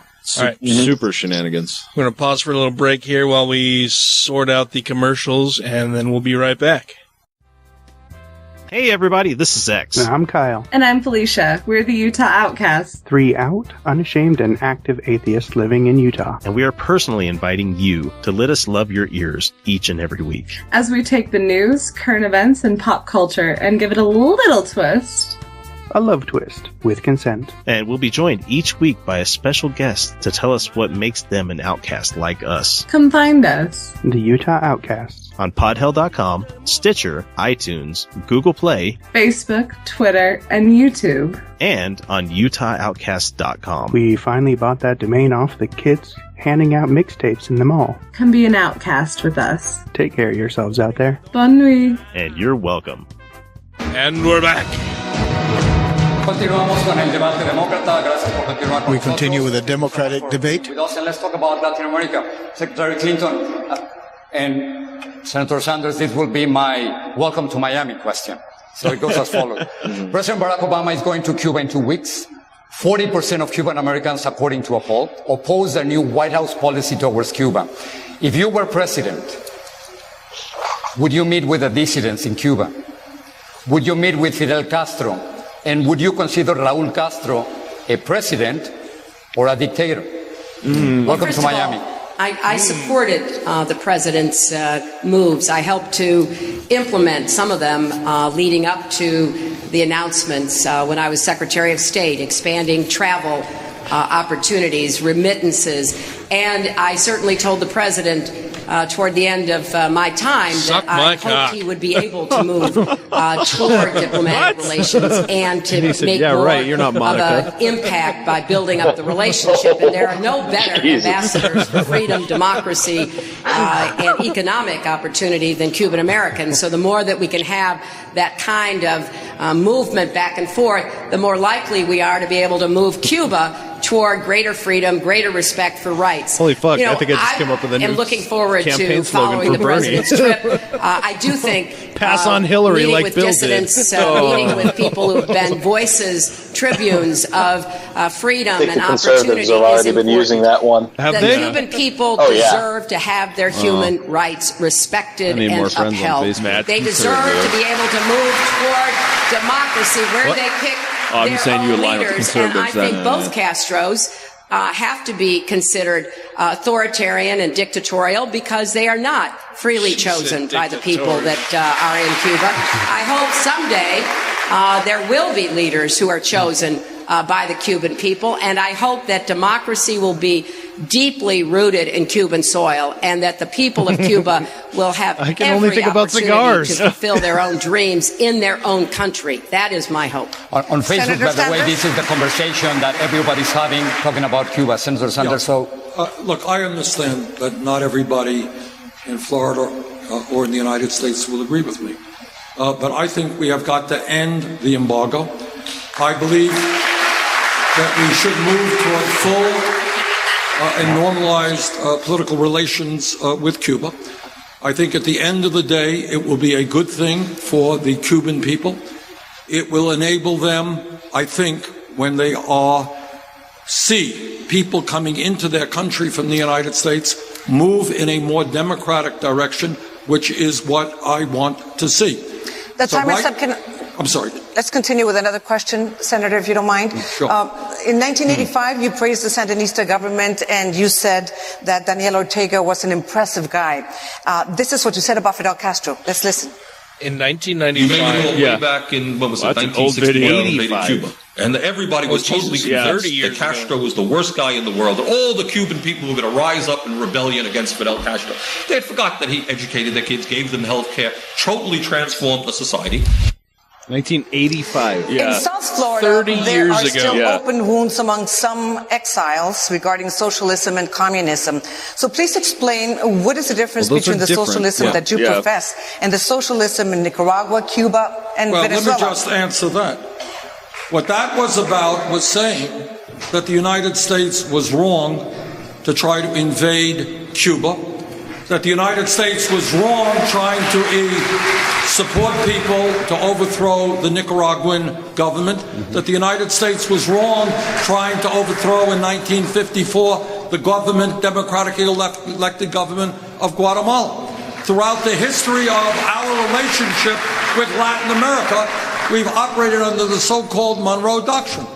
And that said that the United States had the right to do anything that they wanted to do in Latin America. So I actually went to Nicaragua, and I very strongly opposed the Reagan administration's effort to overthrow that government. And I strongly opposed earlier Henry Kissinger and the who was a giant overthrow shitbag? The government of Salvador Allende in Chile. I think the United States should be working with governments around the world, not get involved in regime change. And all of these actions, by the way, in Latin America, brought forth a lot of very strong anti-American sentiments. That's what that was about. Senator, in retrospect, have you ever regretted the characterizations that you made of Daniel Ortega and Fidel Castro that way? I'm sorry, please say that. In retrospect, have you ever regretted the characterizations of Daniel Ortega and Fidel Castro that you made in 1985? The key issue here was whether the United States should go around overthrowing small Latin American countries. I think that was a mistake, both in Nicaragua and Cuba. Look, let's look at the facts here. Cuba is, of course, an authoritarian, undemocratic country, and I hope very much as soon as possible it becomes a democratic country. But on the other hand, it would be wrong not to state that in Cuba they have made some good advances in health care. They are sending doctors all over the world. They have made some progress in education. And cancer I think research. by restoring full diplomatic relations with Cuba, it will result in significant improvements to the lives of Cubans, and it will help the United States and our business community. By the way, he did pull a Hillary not answering the question. Secretary General, I've got a question on Puerto Rico. Did he? Yeah, I mean, it was a much less fair question than Hillary was getting. She was getting very straightforward ones. His was something from 30 years ago that he's supposed to remember. Well, it was from 30 years ago, but it was asking, do you take back what you said 30 years ago? But it's still based on a quote mine, in which he has little or no context. It's still a relatively easy question to answer. Like, I do regret what I said 30 years ago, or no, I still stand by what I said 30 years ago. Well, and he kind of said that when he said, like, yeah, they're an authoritarian government. Yes, we need to make them more democratic, but also they have made advances in medicine. And if I remember what he was quoted, what he was recorded and quoted and saying, is that he was praising, the advances in socialization that Cuba had done. Right. And so is it an unfortunate association, in light of like McCarthyism? Yeah. But what he was quoted saying, he responded to that and basically stuck to his guns. Yeah. And I would have said, hey, well, give me 24 hours to review the entire video to remember what I said 30 years ago, and then I'll give you a straight answer, no problem. But when you want to quote mine me like that and press me for an answer, unlike what you're doing to Hillary when you're saying, hey, you said this last week, or here's the policy right now, should we deport children or no? And she can't give you a straight answer versus what I said 30 years ago in a quote mine. I think those are completely different situations. Yeah, they are. Yeah, that's a good point. But he did still seem to remember exactly what the interview was about. Yeah. Yeah, well, he has a weird memory that way. Because I've noticed that he'll quote things like no stutter, no stagger at all. Well, yeah, but the nice thing about Bernie is he's been the same guy for 50 years. Yeah. I mean, that's what makes it easy. Which makes it so much more easy to answer all of these types of questions. Right, Hillary has to remember from 6 months ago. Right. Or a week ago. It owes more than $70 billion you cannot pay, and we have a question from Facebook. Lilan Rivera is asking you the following. I would like to know if during the first 100 days of your presidency, you will help Puerto Rico restructure its public debt and help its economy. The first 100 days, Secretary. Absolutely, although I hope it happens before I am president, if I'm so fortunate enough to be. I don't want to do it myself. I have been calling for months that the Congress must give authority to Puerto Rico to restructure its debts. Just like it has, Make them a fucking state, states and cities to restructure their debt. Make them the 51st and state. It is a grave injustice for the Congress led by the Republicans to be refusing to enact that opportunity within the bankruptcy law. And what we see in Puerto Rico now is a lot of suffering. We see, schools being closed. We see health care being denied.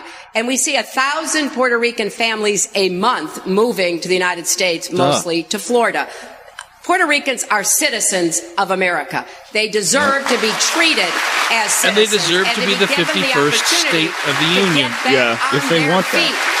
They do want that. They've already voted once to say, yes, we want to this. The question you were asking Senator Sanders, I think in that same interview, he praised what he called the revolution of values in Cuba and talked about how people were working for the common good, not for themselves.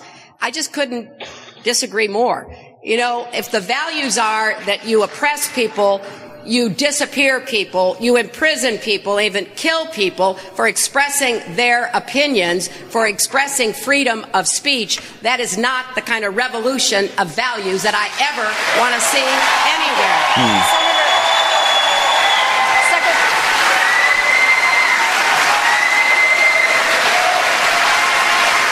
Well,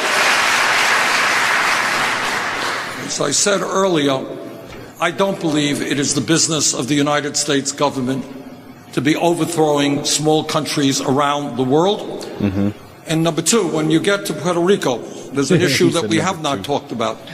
That little island is $73 billion in debt. And the government now is paying interest rates of up to 11%. Yeah, and its GDP is $28,000. And many of the bonds that they are paying off were purchased by vulture capitalists for 30 cents on the dollar. And what I have said in talking to the leaders of Puerto Rico, we've got to bring people together, and it's not the people of Puerto Rico or the children or the schools, but maybe some of these vulture capitalists who are going to have to lose a little bit of money in this process. $80 billion in debt and a 28,000 Secretary Clinton, GDP. there is a vacancy on the Supreme Court at a very crucial moment. And among other things, the court is considering the most significant abortion restrictions in a generation. So I would like to share with you a question that we got from Facebook from Joshua Dansby, a law student in Washington, D.C., who wants to know what specific forms of qualifications you would look for in a Supreme Court justice. Well, I think this is one of the most important issues facing our country right now.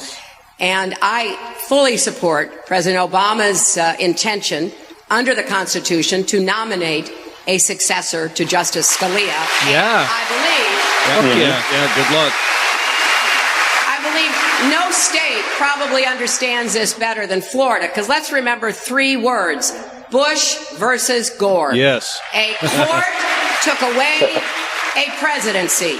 Now we've got the Republican Congress trying to take away the Constitution, and we should not tolerate that. Oh, it was Scalia too, wasn't it? Oh, she's it is imperative that we being put really emphatic about enormous this one. pressure on the Republicans in the Senate to do their constitutional duty. Now, obviously, you look for people who are not only qualified on paper, but have a heart, have life experience, understand what these decisions mean in the lives of Americans, and understand like Clarence the Thomas. balance of power that their decisions can disrupt one way or the other.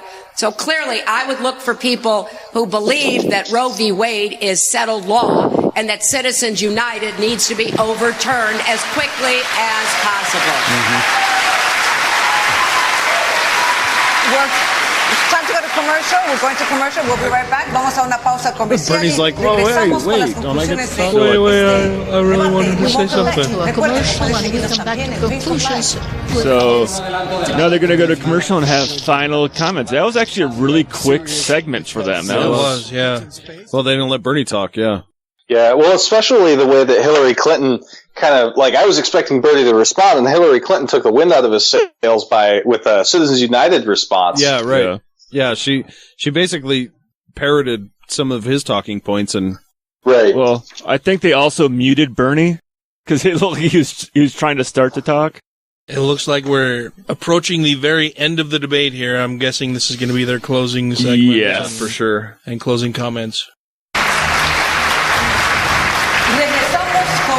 We come back with the Democratic debate sponsored by Univision, Washington Post, and Facebook. We are reaching the end, asking the candidates to give their last words. Coming to the end of this wonderful debate, and it's time for your closing remarks. Secretary Clinton, you're first. Well, thank you very much for a lively debate, and I appreciate greatly all the questions, especially the questions in person from the people here and those coming at us from Facebook. It just reinforces my strong commitment to do everything I can to break down all the barriers that stand in the way of people living up to their own potential and of our country doing the same. So I am going to take on those economic barriers. I have a plan to create jobs and raise incomes. How do you sound like I'm Trump? going to take on the education barriers that often leave too many children behind even after they have completed schooling. I'm going to take on the health care barriers. I'm going to do everything I can to make sure that we unite our country. You're going to win again. I will find common ground, just as I have as First Lady, as Senator, and Secretary of State. I will also stand my ground wherever matters of principles and values are at stake. I would be honored to have your support in the upcoming primaries on Tuesday. Her ground. Yeah, maybe not the best line in Florida. No, definitely not. Jeez. At least not as far as the Democratic candidate goes. Yes. I'm going to stand my ground. But time being limited, some of the most important issues facing our country have not been asked. And that is it acceptable that in America, the top 0.1% now owns almost as much wealth as the bottom 90%? Is it acceptable that while the average American works longer hours for low wages, 58% of all new income is going to the top 1%? Is it acceptable that Wall Street and billionaires are spending hundreds of millions of dollars trying to buy elections? Is that democracy or is that oligarchy? Which is why I believe we've got to overturn Citizens United and move to public funding of elections. Is it right that in the greatest, wealthiest country in the history of the world, so many of our young people can't even afford to go to college or leave school deeply in debt? in the wealthiest country in the history of the world. If we stand up, fight back, we can do a lot better. That's why I'm running for president. Yay, Bernie! Hey, he's getting a half standing ovation. Yeah, they're standing now. And a big smile. From both of them, actually. Yep. I think that was an embarrassed smile from Hillary. Yeah. Because more people are standing now. Yeah, that's the thing I'd seen news about beforehand. The standing ovation for Bernie. Here for and Hillary sitting by awkwardly. Also, the wonderful crowd that was here today. Our audience has been wonderful, and thank you all for being here. Yes, and on behalf of the Washington Post and Univision and Facebook, we'd like to thank you again for joining us in this debate, and also to remind people to get out and vote. Yes. Go vote. Definitely. Which, by the way, Utah, folks, March 22nd, right? It's very important to go out and remember. Who did a better job of representing their Bernie points tonight? And we got to put it out there that all three of us here, at least in studio, are very much Bernie Sanders fans, so we are a little biased. Yeah. Oh yeah. Well, we've heard as much through email interactions. So that's why we're not trying to. You guys should be more fair and represent Rand Paul. No. I'm just trying not to hide it. This is our show. It's saying it straight out. We are Bernie Sanders fans. Yeah, but, I mean, we try to be as critical as we can with both candidates and all candidates, but there is always that little bit of biases that sneaks in. Yeah.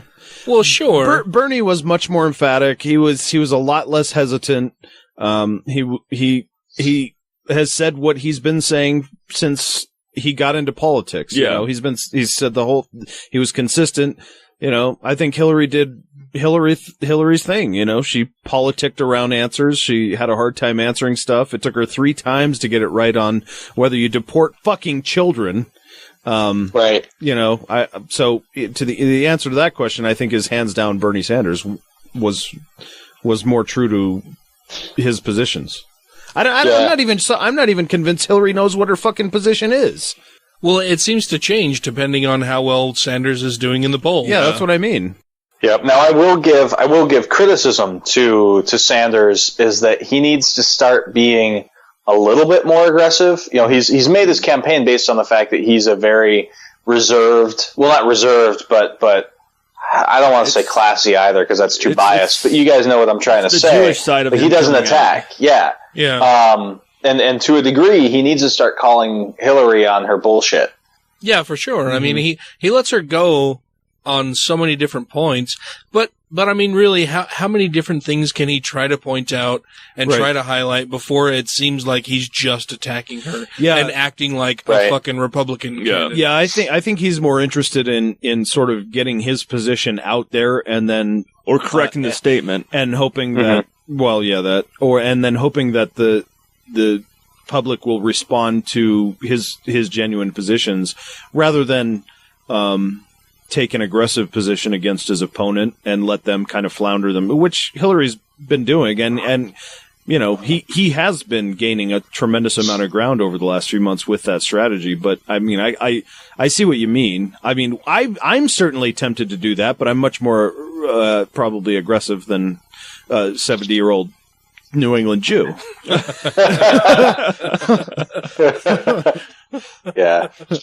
Well, and the other thing too, I didn't time it because I'm not that kind of person, but it really felt like Bernie got consistently less time for his responses, or they consistently held him to the end of his time to respond and did not with Hillary. Well, it seemed like with Hillary, they would rephrase a question for her over and over and let her keep talking and talking, where Bernie really didn't get the same opportunities. I think part of that was that because they would ask a question and Hillary wouldn't answer it. Yeah. So they'd say it again. Okay, yeah, but here's this thing. Well, yeah, right? how many times did Jorge Ramos have to ask her about deporting children? And so she got all that speaking time. He had to ask her at least 3 separate times to give a straight fucking answer on whether she would be deporting children or not. Yeah. Right. And then when they'd go to Bernie, you know, he'd do his thing and shift it to, you know, the top 1% of the top 10% of the top 1% of the top 10%. And then they'd be like, okay, we've heard this before, so we'll move on.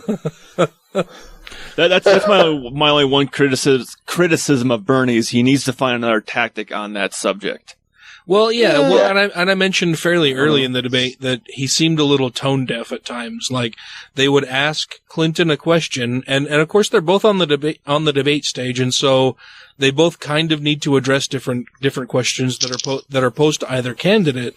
And on the topic of certain things, he seemed at times tone deaf to what they were asking Hillary Clinton. And he would try to spin that into his own narrative when he should have addressed the questions that they were asking. Yeah, I think that's fair. I think it's also maybe should be part of the consideration that, a fair amount of the voting population will not probably be tuning in until nominees are even elected, let alone this early on. I mean, I would say that, as big of an idiot as I am, I'm probably more well informed, or at least pay more attention than a significant portion of the voting block is going to do. And so this is very repetitive for us.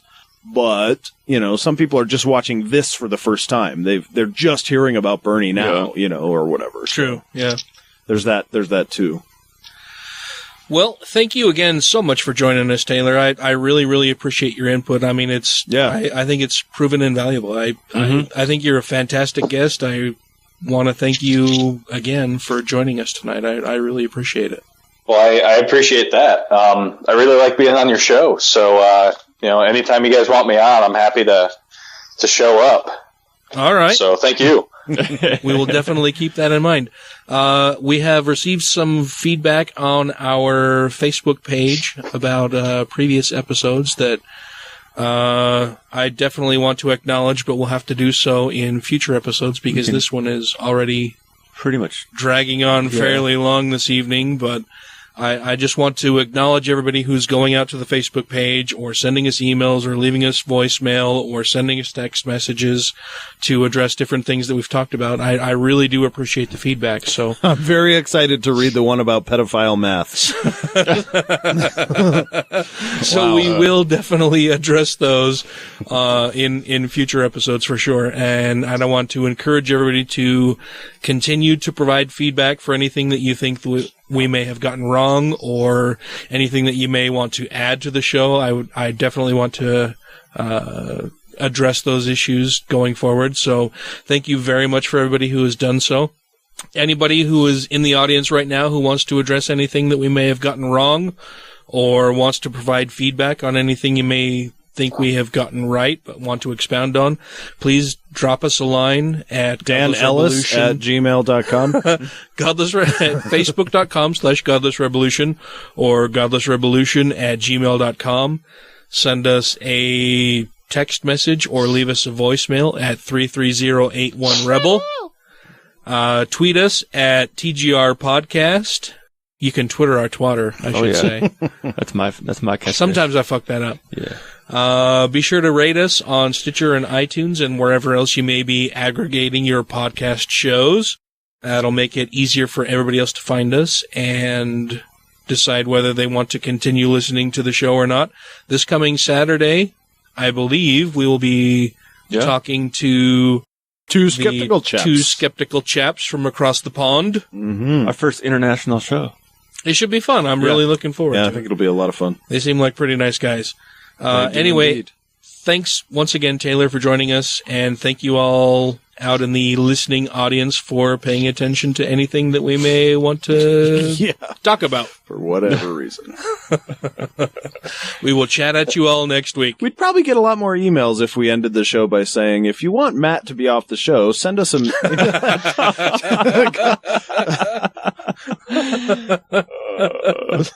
Anything you want to plug before we let you go, Taylor? No, not as of yet.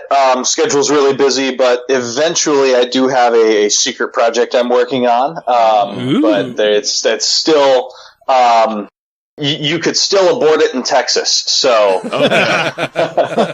very well. So said. Not as of yet.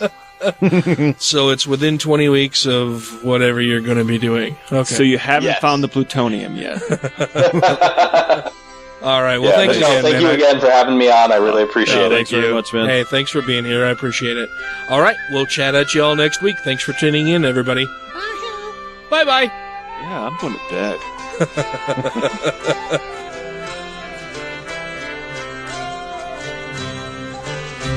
The Cadillac stood by the house and the Yanks, they were within. And the Tinker boys, they hissed advice, but were with a pen. Then we turned and shook as we had a look in the room where the dead man lay. So big Jim Dwyer made his last trip to the shores where his fathers lay.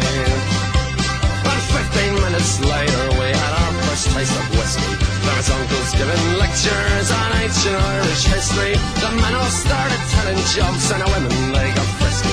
By 5 o'clock in the evening every bastard there was pesky. Pretty well gone away, there's nothing left to say. Farewell to New York City boys, the Boston and PA. He took them out with a well-known out and I often heard him say, I'm a free-born man of the USA. He fought the champ in Pittsburgh and he slashed him to the ground.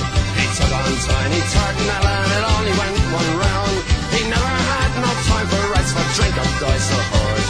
But he never threw a fight when the fight was right, so they sent him to the war. Very well gone away, there's nothing left to say. With Staunch and Joe and Aaron Goldwell loves in America. The calling of the rosary, Spanish wine from far away. I'm a free-born man of the USA. Yeah!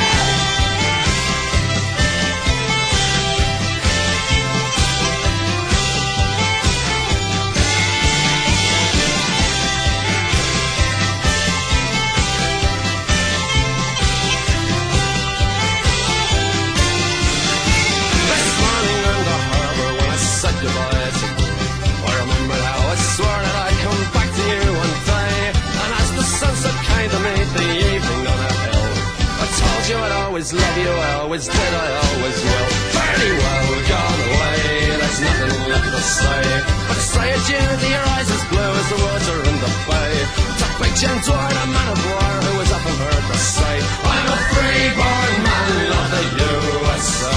I'm a free-born man of the USA. I'm a free-born man of the USA.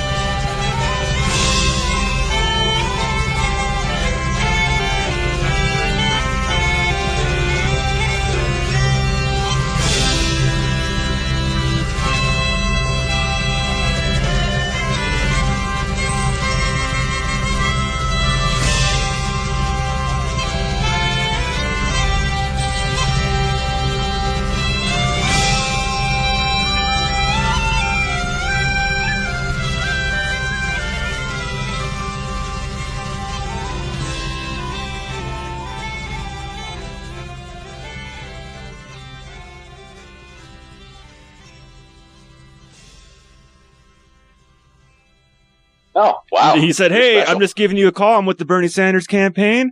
We're looking for some volunteers to help caucus next week and stuff. If you have any time to spare and want to help out with the Bernie Sanders campaign. If you want to caucus. Yeah, why do they want you to cock them? Oh, I want a caucus. Well, don't cog me. That's a totally different way to feel the burn. Well, sometimes you feel the burn after.